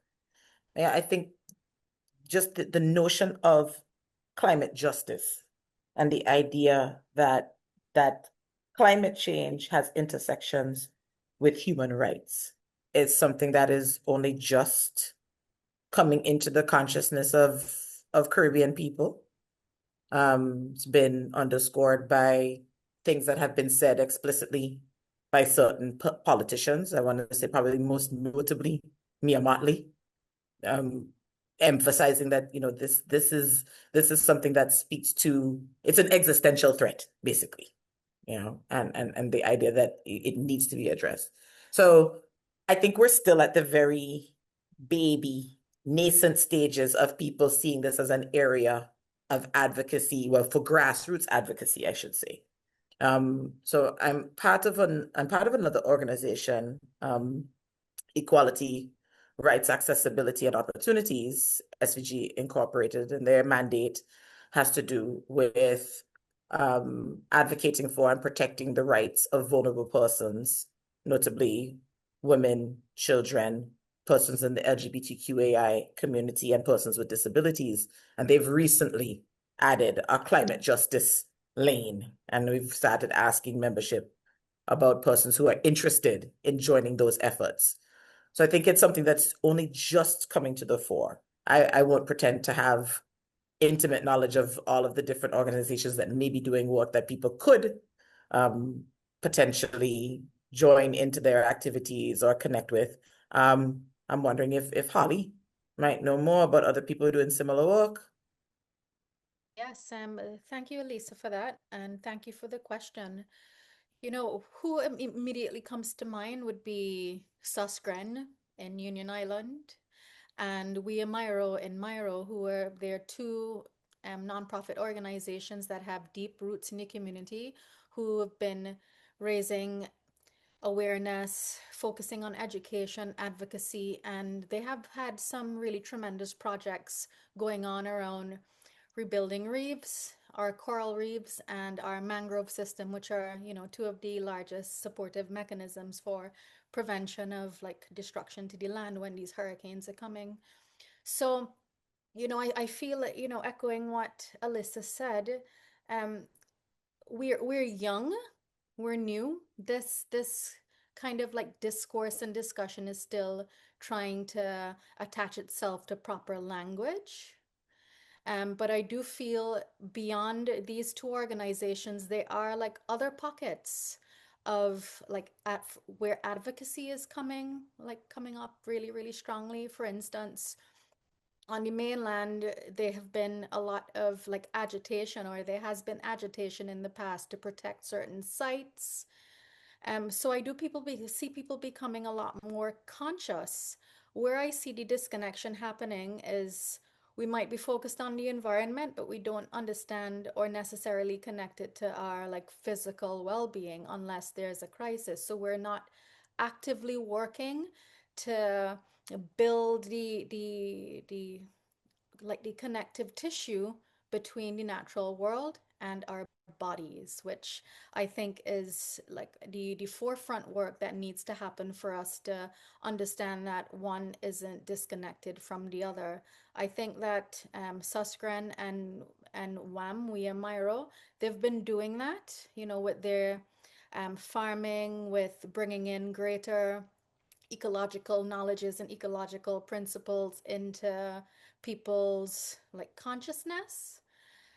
But you know, they're back at square one in Myro and Union Island, because they've now had to like face the flattening of everything. So there's a starting over, and I go back into the beginning of this conversation where the impossibility of rebuilding and or thinking about our future and the way in which we build scaffolding that attends to the things that have happened in the past versus what we're trying to create now. And I mean, we have amazing opportunities, and I do think that political will is going to be the thing that would get us from, you know, like speaking about these things informally into really giving us an opportunity to think systematically about how we ignite projects and communities to really see the opportunity of thinking about what climate advocacy can mean for our like for our now, for our future. And there is so much space, there's so much like creative space within this as well. um, yeah, there's a lot of creative space for us to think about what these projects would look like. But, you know, coral takes a long time to grow, and mangroves take like several lifetimes to come up. So we're not building to see anything, which is sometimes counterproductive to us keeping our passion alive. So how do we fortify ourselves to build and understand that we will see nothing for a long time? It takes some courage. It takes some courage, some compassion, and you know, it takes something other than a granting cycle, because the granting cycle needs to see quantifiables. And if you can't show the 1 centimeter coral, then how are you going to get the 4.5 million to dedicate to the Tobago Keys Marine Park?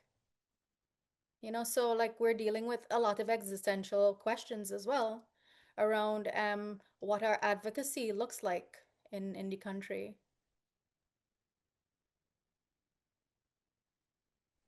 Very great point, Holly. I just wanted to add two more organizations that have been doing a lot of advocacy work, and these are the SVG Conservation Fund. So the SVG Conservation, yeah. So they are currently doing a call for proposals, and so it's more focused on like community-led climate adaptation, like biodiversity conservation, and also all around just sustainable, well, promoting or encouraging sustainable livelihoods. And so right now, I think they're in their fourth call, if I'm correct. I might be wrong, do quote me, but they're in their fourth call. So other organizations, more grassroots type of organizations can take advantage of that opportunity. There's also, to some extent, the Zero Hunger Trust Fund. So they work at the intersection of food security, but also climate resilience. And so in much of their programming, work like the school feeding program, and also in providing support to persons within the communities, like the food production drive that's happening now. A lot of the emphasis is placed on more climate smart innovation and technologies. So good agricultural practices. How do we approach agriculture in a way that helps to conserve our environment, that helps to not cause any more harm? And so these are just two additionals that I could remember off the top of my head that work in terms of advocacy. I don't know if anyone has any others that they can add.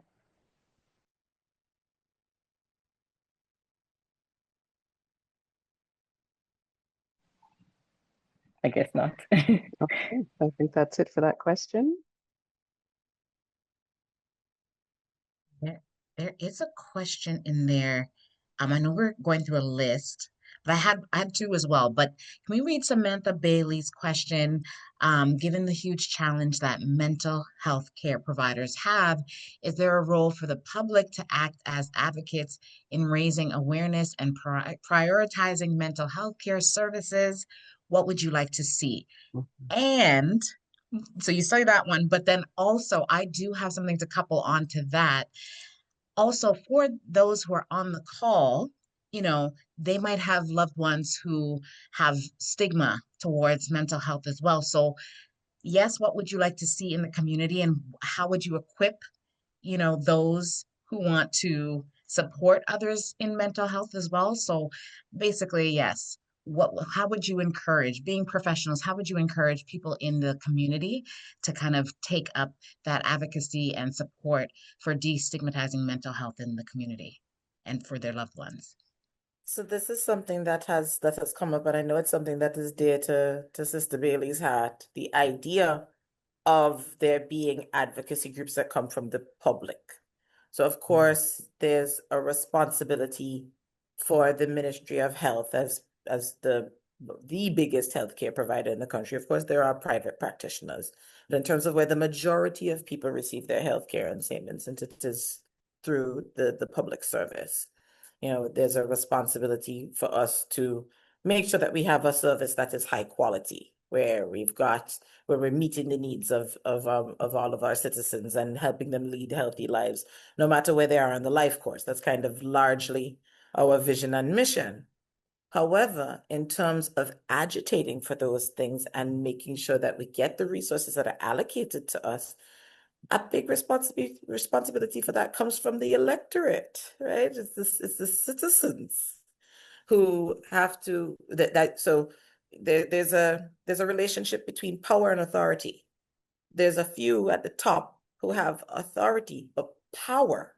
So the actual the thrust to change the thinking about something or the momentum behind it comes from numbers. The citizenry has the numbers.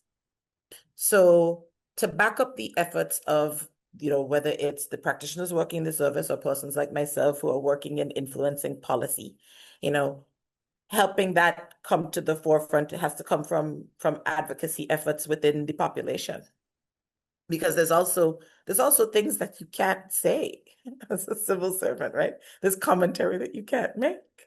There's things that the public can point out, and also in one of the meetings, that same intersectoral meeting that we had on Friday, among the things that came up was the really important voice of people with lived experience and the families of people with lived experience to talk about this. This is what we are seeing in our homes. These are the people who are living amongst you.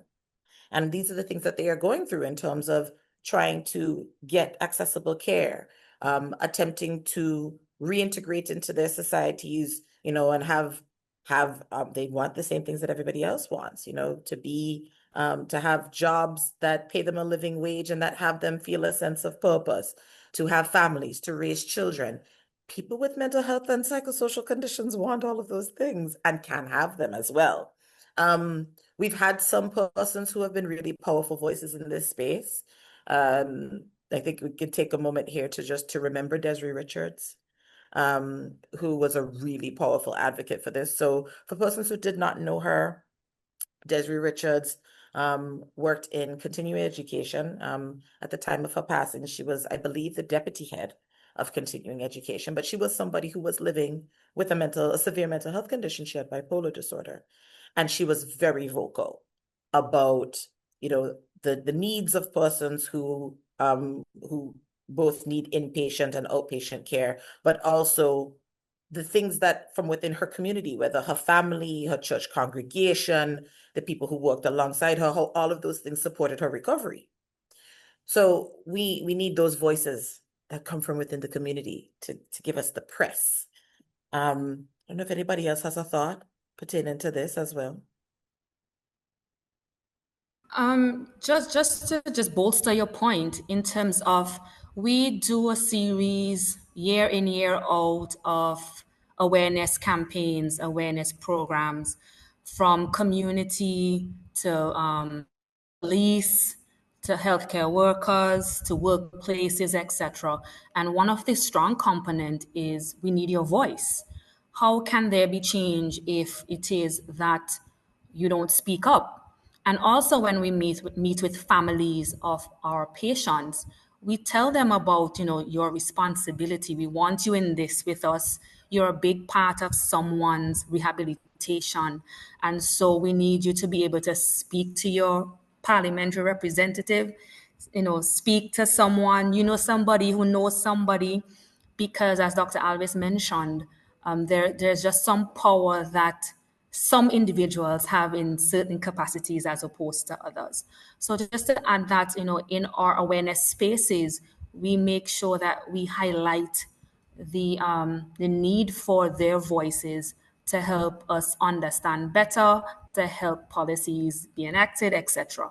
That's just what I wanted to add. Okay. Sippy has been patiently waiting. So if you don't mind, could we just get to your question, and then Joseph, and I believe we have a couple more in the chat.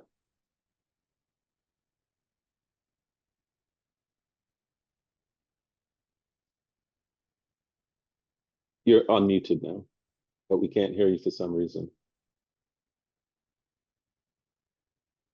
Sippy, we still can't hear you.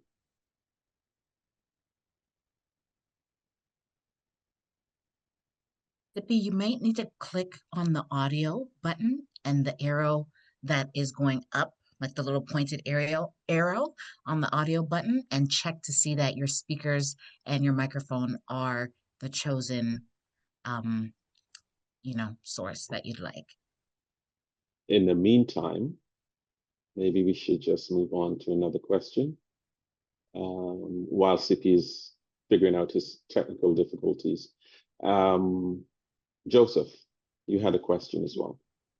Yes, I was going to talk about the increasing effect on heat, but people talk about the environment, so I don't want to complicate the situation too much.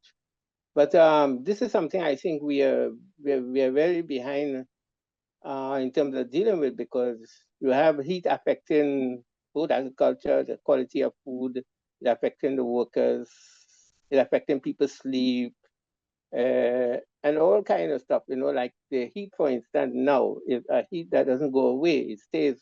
Even as I speak to you, I'm having effect from it from where I'm in Grenada.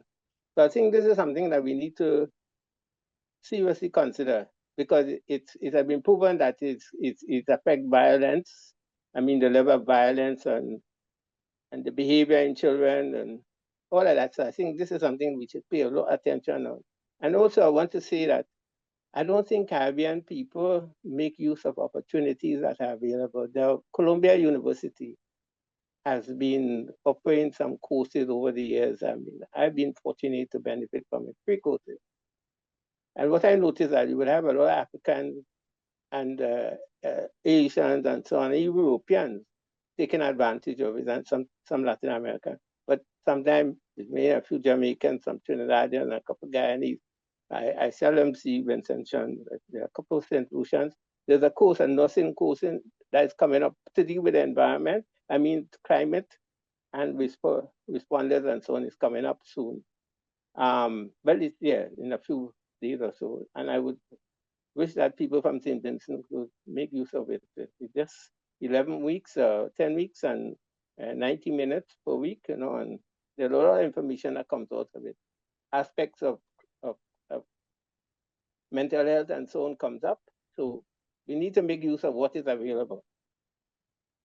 So I put my email in the chat, so people need to contact me. I'd be more than happy to share the information.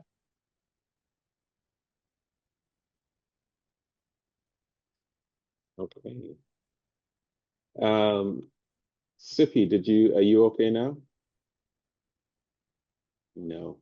Are you able to type your question in the chat? Can't hear you. Can't hear a word you're saying.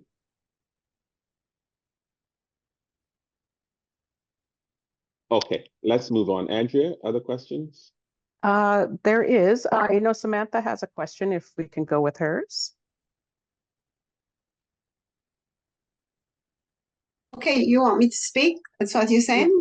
Yeah, Yes, okay. please. Firstly, I just want to thank everyone here for their continued hard work and dedication in the service to mental health care. I really appreciate it, and I appreciate CARI-ON coming on board and everybody else is here. I firmly believe that without the support of the community, like having a supportive community, the struggle of getting mental health care services where it's supposed to be in terms of prioritizing and bringing it on the same level like other medical services. We need to have a movement to be able to mobilize the people so the voices can be heard. So in terms of, I think every, just about every component, like everything is like, what if those kinds of strategies we can use? And I also want to say, perhaps, I don't know if there is, since my time, like there's a study to show the correlation with mental illness and some of the social ill and this economic and social development, so that those policymakers who need further conviction, so as they can prioritize in terms of budgetary allocation and so forth, right? Like, what can we do? You know, because it is a hard fight. Most people, they react when there's something. You may hear it on the radio or other social platform talking about something, but then it quickly fades away. So how do we sustain it? You know, what do we need to do? Because I mean, the need is so great. You know, do we have like data that we can provide to like politicians, government policymakers, and so on, and show the relevance and the importance of really prioritizing mental health and psychosocial care.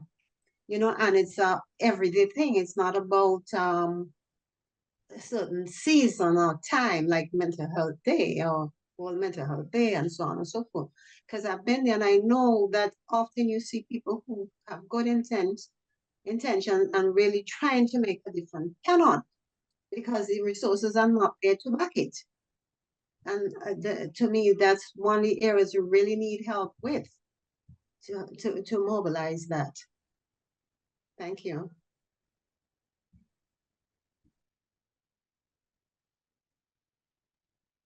Thanks, Samantha.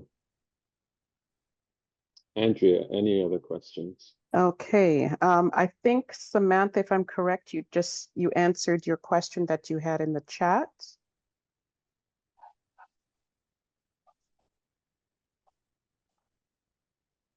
Okay.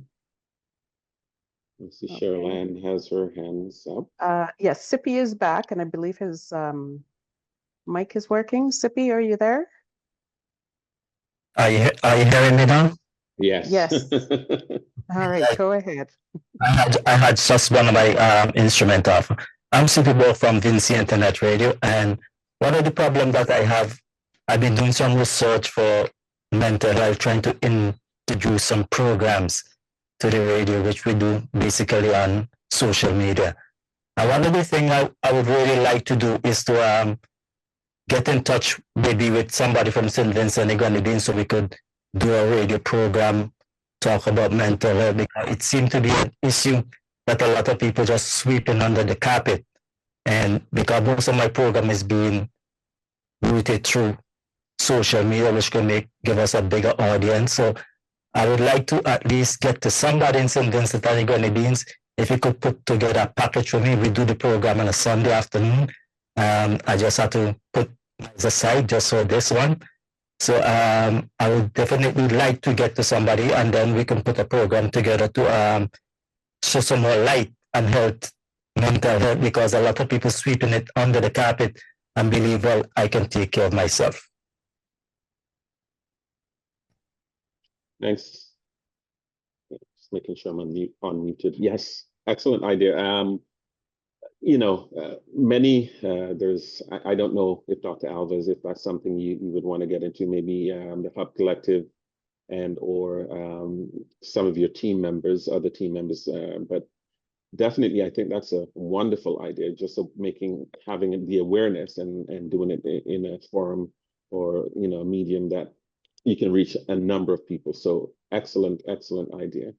Maybe connect with each other, get contact information and make that happen. But I have all the contact information, Sippy, so you can reach out to me and I can get you guys connected. Definitely, I'll reach out to you sometime tomorrow. Okay.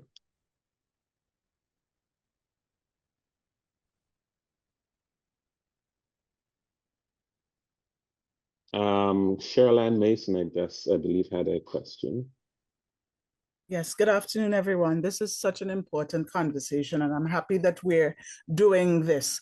I am chair of the SVG Diaspora Committee of New York, which has, over the last couple of years, attempted to do some workshops in the diaspora around mental health, because, of course, within the Caribbean context, it is still very much taboo, although we live in the United States, where therapy and mental health resources is a lot more streamlined and integrated into the fabric of the society. Within the Caribbean context, it's still very much taboo and something that we have to continue the open dialogue of. As a personal recipient of therapy and an advocate for therapy, I really want to ask, what are we doing around loss? And I'll bring this within the context of my own personal experience. My mom had dementia, which is something that seems to be increasing within the Vincentian context in terms of the number of people that are presenting with Alzheimer's or dementia type illnesses. And just around loss, because for me, that is what led me to therapy. Having come out of the pandemic and having come back from New York to face a mother who didn't know who I was, that kind of really did a spiral for me and led me to therapy.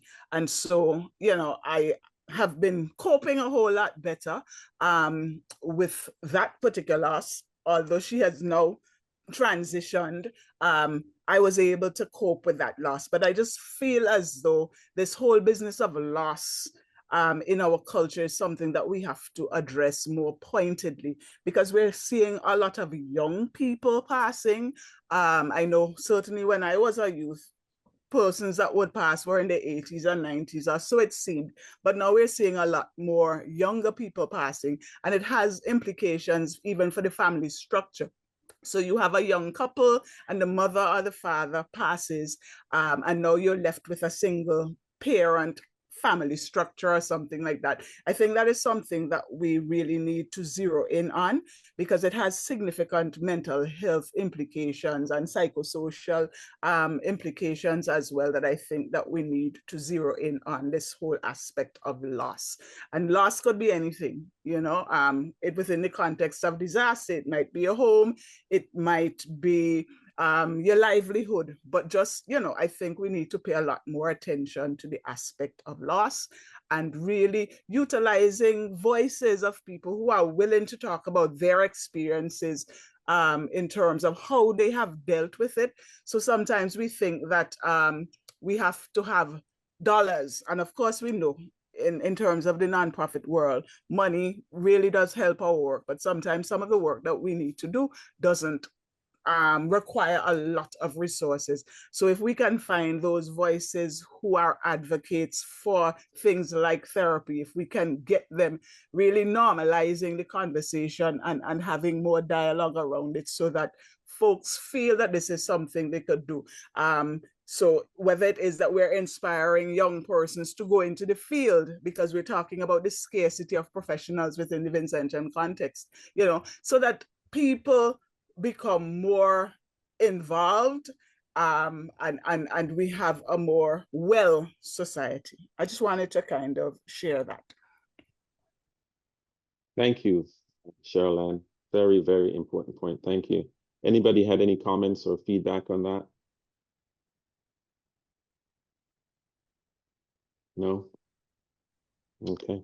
I think the only thing I wanted to point out is that I think some of what we've been seeing, particularly having to do with age-related diseases and disorders, some of it may have to do with other co-occurring non-communicable diseases, because of course, I think that a lot of the dementia that we are seeing in St. Vincent is vascular in its cause, and that leads back to diabetes and hypertension.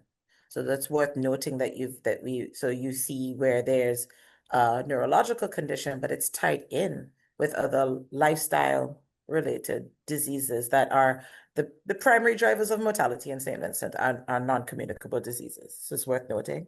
And then also that we have an aging population.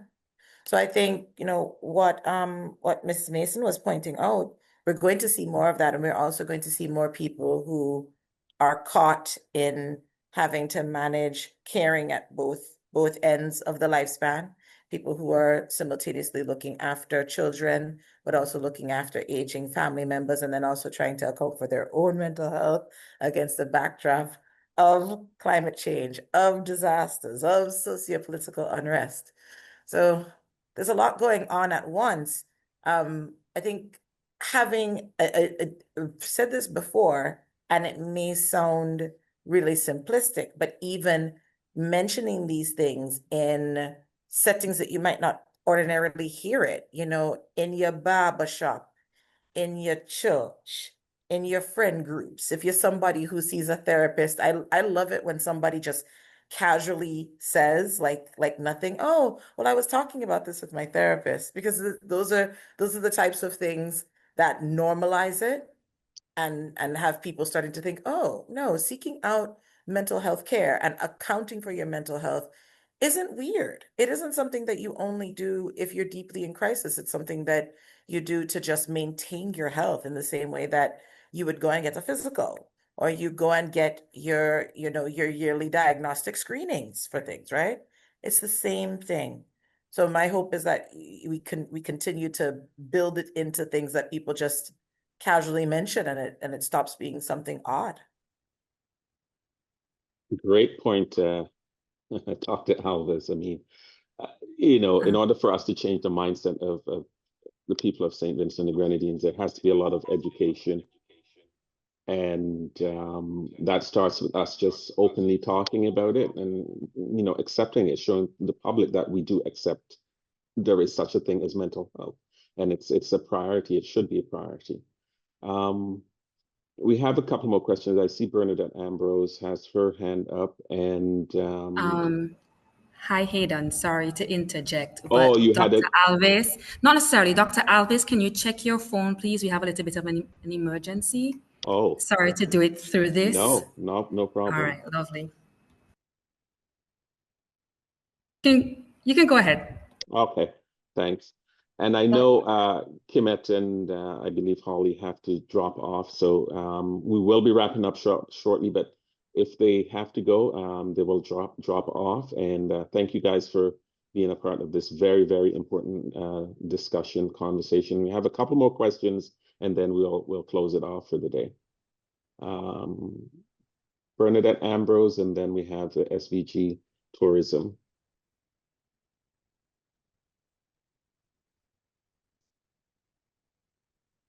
Thanking those of you who have decided to make this a reality, and most of the people that need to be here may not be here.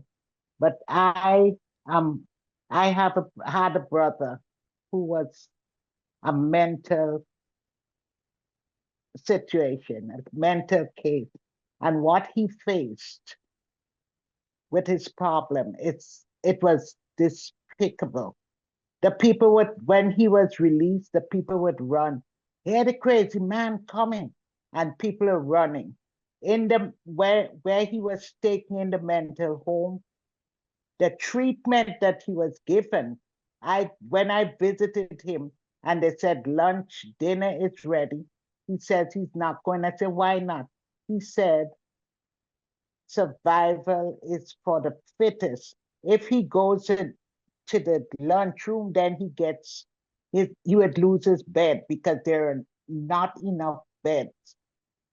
Are there any organizations out there that's addressing or looking into these things for the people?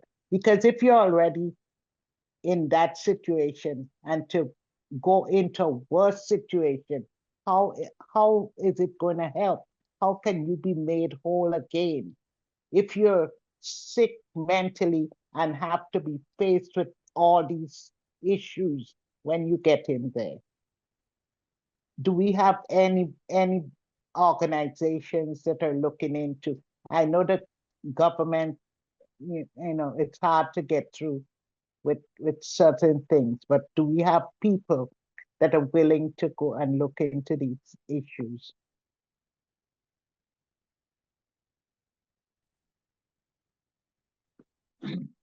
Okay, that would be a question directed at Dr. Alves and team. I'm not sure if Dr. Alves is available to speak to that question, but any of her colleagues, teammates, is that something? I know we did speak about that in our discussions, in our meetings, but are you guys able to provide a very high-level response to that? All right.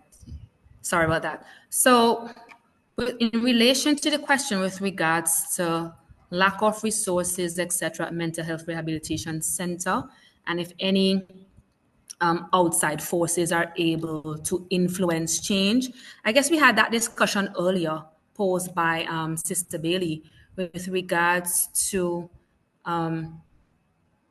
advocacy and having those advocacy groups that are able to highlight these needs to those in authority. And yes, it's needed. Currently, there isn't one, and so it's a plug for the either re-establishment or the establishment of advocacy groups, so that they'll be able to speak on behalf of those that are admitted to the Mental Health Rehabilitation Center, and also for wider mental health issues in St. Vincent and the Grenadines. Okay, thank you.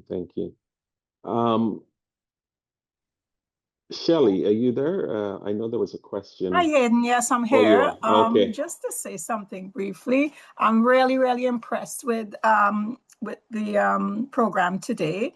And I would like to suggest that something like this be done again, but it be done on the radio so that, we can have a wider audience to this, to this discussion. And also to say that mental health has so many different facets. It is an illness, just like any other illness that we have. And I think that's something that we have to get across to the society as a whole, whether it's via the schools, via the workplace. You know, it exists everywhere. And I don't know if there's adequate signage in St. Vincent and the Grenadines in various areas, you know, at the police station. I mean, I just heard of an unfortunate incident concerning a police who committed a crime which I consider had to be a mental health crime. In the schools, we need to have signage for people to recognize some warning signs to say that, okay, help is available here, where they can go. And from a diaspora point of view, I mean, I'm here as, I logged in as SVG Tourism because I'm the Director of Sales here, but I'm also part of a diaspora group. And I think it was mentioned earlier that it would be good to know how we can help. Can we provide signage? You know, it can be costly. Can we provide something like that, as basic as that? Because it is necessary that we do have, you know, signage with regard to mental health and how we, you know, how we approach it and how we recognize it. And how, as young people in schools, that they recognize that, okay, there may be a problem at home, maybe I should bring it to somebody's attention. So that's basically what I wanted to say. Thank you. Appreciate the feedback. And we did invite the radio stations, but I think we have to make a more targeted effort next time to get them involved, because you're right. That's one of the ways to increase awareness in the community. That and social media, as was discussed earlier. Did anyone else have any feedback to Shelley's comments? Yes, I'd really like to endorse what Shelley said. I think it's so relevant to raise the awareness through examples like what she said, signage and so on. And even more, a lot more. I think that the need for a campaign ongoing to inform and educate the public. I mean, like it's not like short term, like long term, ongoing campaign, and to aiming at behavioral change, so we can get more of a community support and influence for policymakers, and so persons who could influence policymakers. And I agree to what Shelley what's her name, Sharon said too, in that sometimes it's not just the finances, but there are the things we can do. Just and Dr. Abbas did say it's just sharing. You know, it becomes like a normal conversation. People could be bold and feel safe enough to share about their own personal experiences. And it's okay. It's okay to see a counselor. It's okay to reach out, and getting our healthcare providers also on board with that, where they recognize that mental health conditions are part of the medical spectrum of conditions. I know there were several activities a few years ago with Mental Health Center, and I think it was Mount Sinai Hospital in the States, to get the health centers, the community healthcare providers on that level of recognizing things like depression and anxiety and so on, because I'm sure there are lots of opportunities that are being missed there for people to get treated. So I really think one of the priorities have to be the information and education and raising the awareness and change of in attitude towards health and mental health in general. Mm-hmm. Just to let people know that everybody know that I usually broadcast these. Oh my God! I thought I was talking, but I was mute. No, you were here. You were here. You were talking the whole time. Okay. Okay. Okay. Just a brief thing for everybody to know that I usually broadcast these programs live but because I'm doing some software update to the station, I'm recording it, and for some way, I will replay it sometime down the road. So just to let everybody know that because of software update, I couldn't bring it live today, but I have it recorded and I will play it back sometime later on. Thanks, Sippy. I know you're a great fan. In the last webinar we had, you were there broadcasting live, so I appreciate it. And just to let you guys know as well, this recording would be on our website, so please feel free to direct any of your friends or to our website, and the recording would live there, so they can listen to it. So, and I just had a comment from one of the speakers there. Mm-hmm. They just wanted us to know that Roselle and Dr. Matthews will be leaving shortly if they haven't left already. And then Hayden, I do have one question or comment. Let me know, is now a good time to say it? Yes, or probably okay. the last one before we wrap up. Right. So I just wanted to kind of say, I guess maybe feedback wise, there's a lot of initiatives happening, a lot of good things happening. And, it's always like how to reach more people. And my question was about like social media and AI. So many groups, so many people are on TikTok and all these different things. And so I was wondering if that has been considered.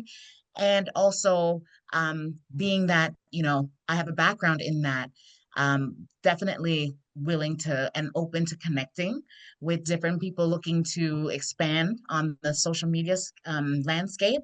But definitely, we're seeing people all over the world on TikTok sharing their experiences and going viral. And it's not an easy task going on there and being vulnerable, especially with mental health and things like that. But definitely, even these shareholders are looking to how many followers does your hub collective and all these different programs, how many followers do they have? How much social media content are you putting out there? Because shareholders, they want to be seen as well too. So I think that's just something that I want to leave with the different programs and initiatives on this call, that social media, which is free, and automation, powerful tools that are really helping initiatives and programs worldwide get a larger stage. Excellent point. And I believe it's Jennifer that's asking about email addresses. You can feel free to email CARI-ON .org at Gmail. CARI-ON. I always get the website and the email address, and the email address mixed up. But I'll put it in the chat here, so you can reach out to us, email us. Alana will get the email. She's part of CARI-ON organization. And if you guys have any additional questions, thanks, Andrea. That's the website. If you have any additional questions, feel free to reach out to us, email us, go to the website. We're accessible that way as well. There's our email address, carion.org at gmail.com. And thank you for that, Alana. And I'll let you explain this next slide. Okay, so this was a very rich conversation that happened today. Thank you so much. On behalf of CARI-ON SVG, Disaster Preparedness, we just want to thank all the speakers for their powerful insights, the initiatives, the programs. You answered the questions wonderfully, just adding so much richness to this ongoing conversation. And we want to thank the audience posing the questions and being so engaged in this critical discussion. So, of course, we do hope that more discussions like this can happen to help foster understanding, resilience, and healing as we reflect on this webinar today of the silent aftermath. Thank you for coming. And in terms of other initiatives that are happening, I wanted to share this slide. This is more so for people in the Toronto, Canada, GTA area. We do have upcoming event just to, again, share awareness and to support business owners in our local community here. And of course, proceeds will go to support our missions that we have as CARI-ON organization here as well. Feel free to reach out to us for feedback, if any feedback that you have or anything like that.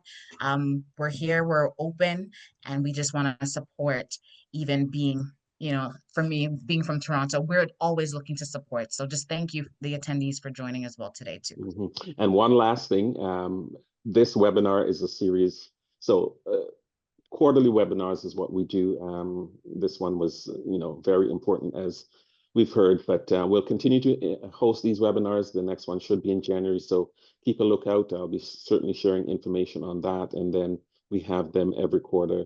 Definitely, mental health will continue to be on the dock. So we will continue to have these very, very important questions, discussions in an attempt to, again, educate the public and get the word out there and just have a paradigm shift in the way we, as Vincentians, think about mental health. On that note, I want to thank you as the chair. Thank you so much for being here. Thank you for the discussions. Thank you for taking the time, and thank you for staying so long. It's 2.5 hours, and most everybody's remained on the call. Thank you. Have a great evening. We'll be in touch. We'll share more information as it becomes available. Have a great night, everybody.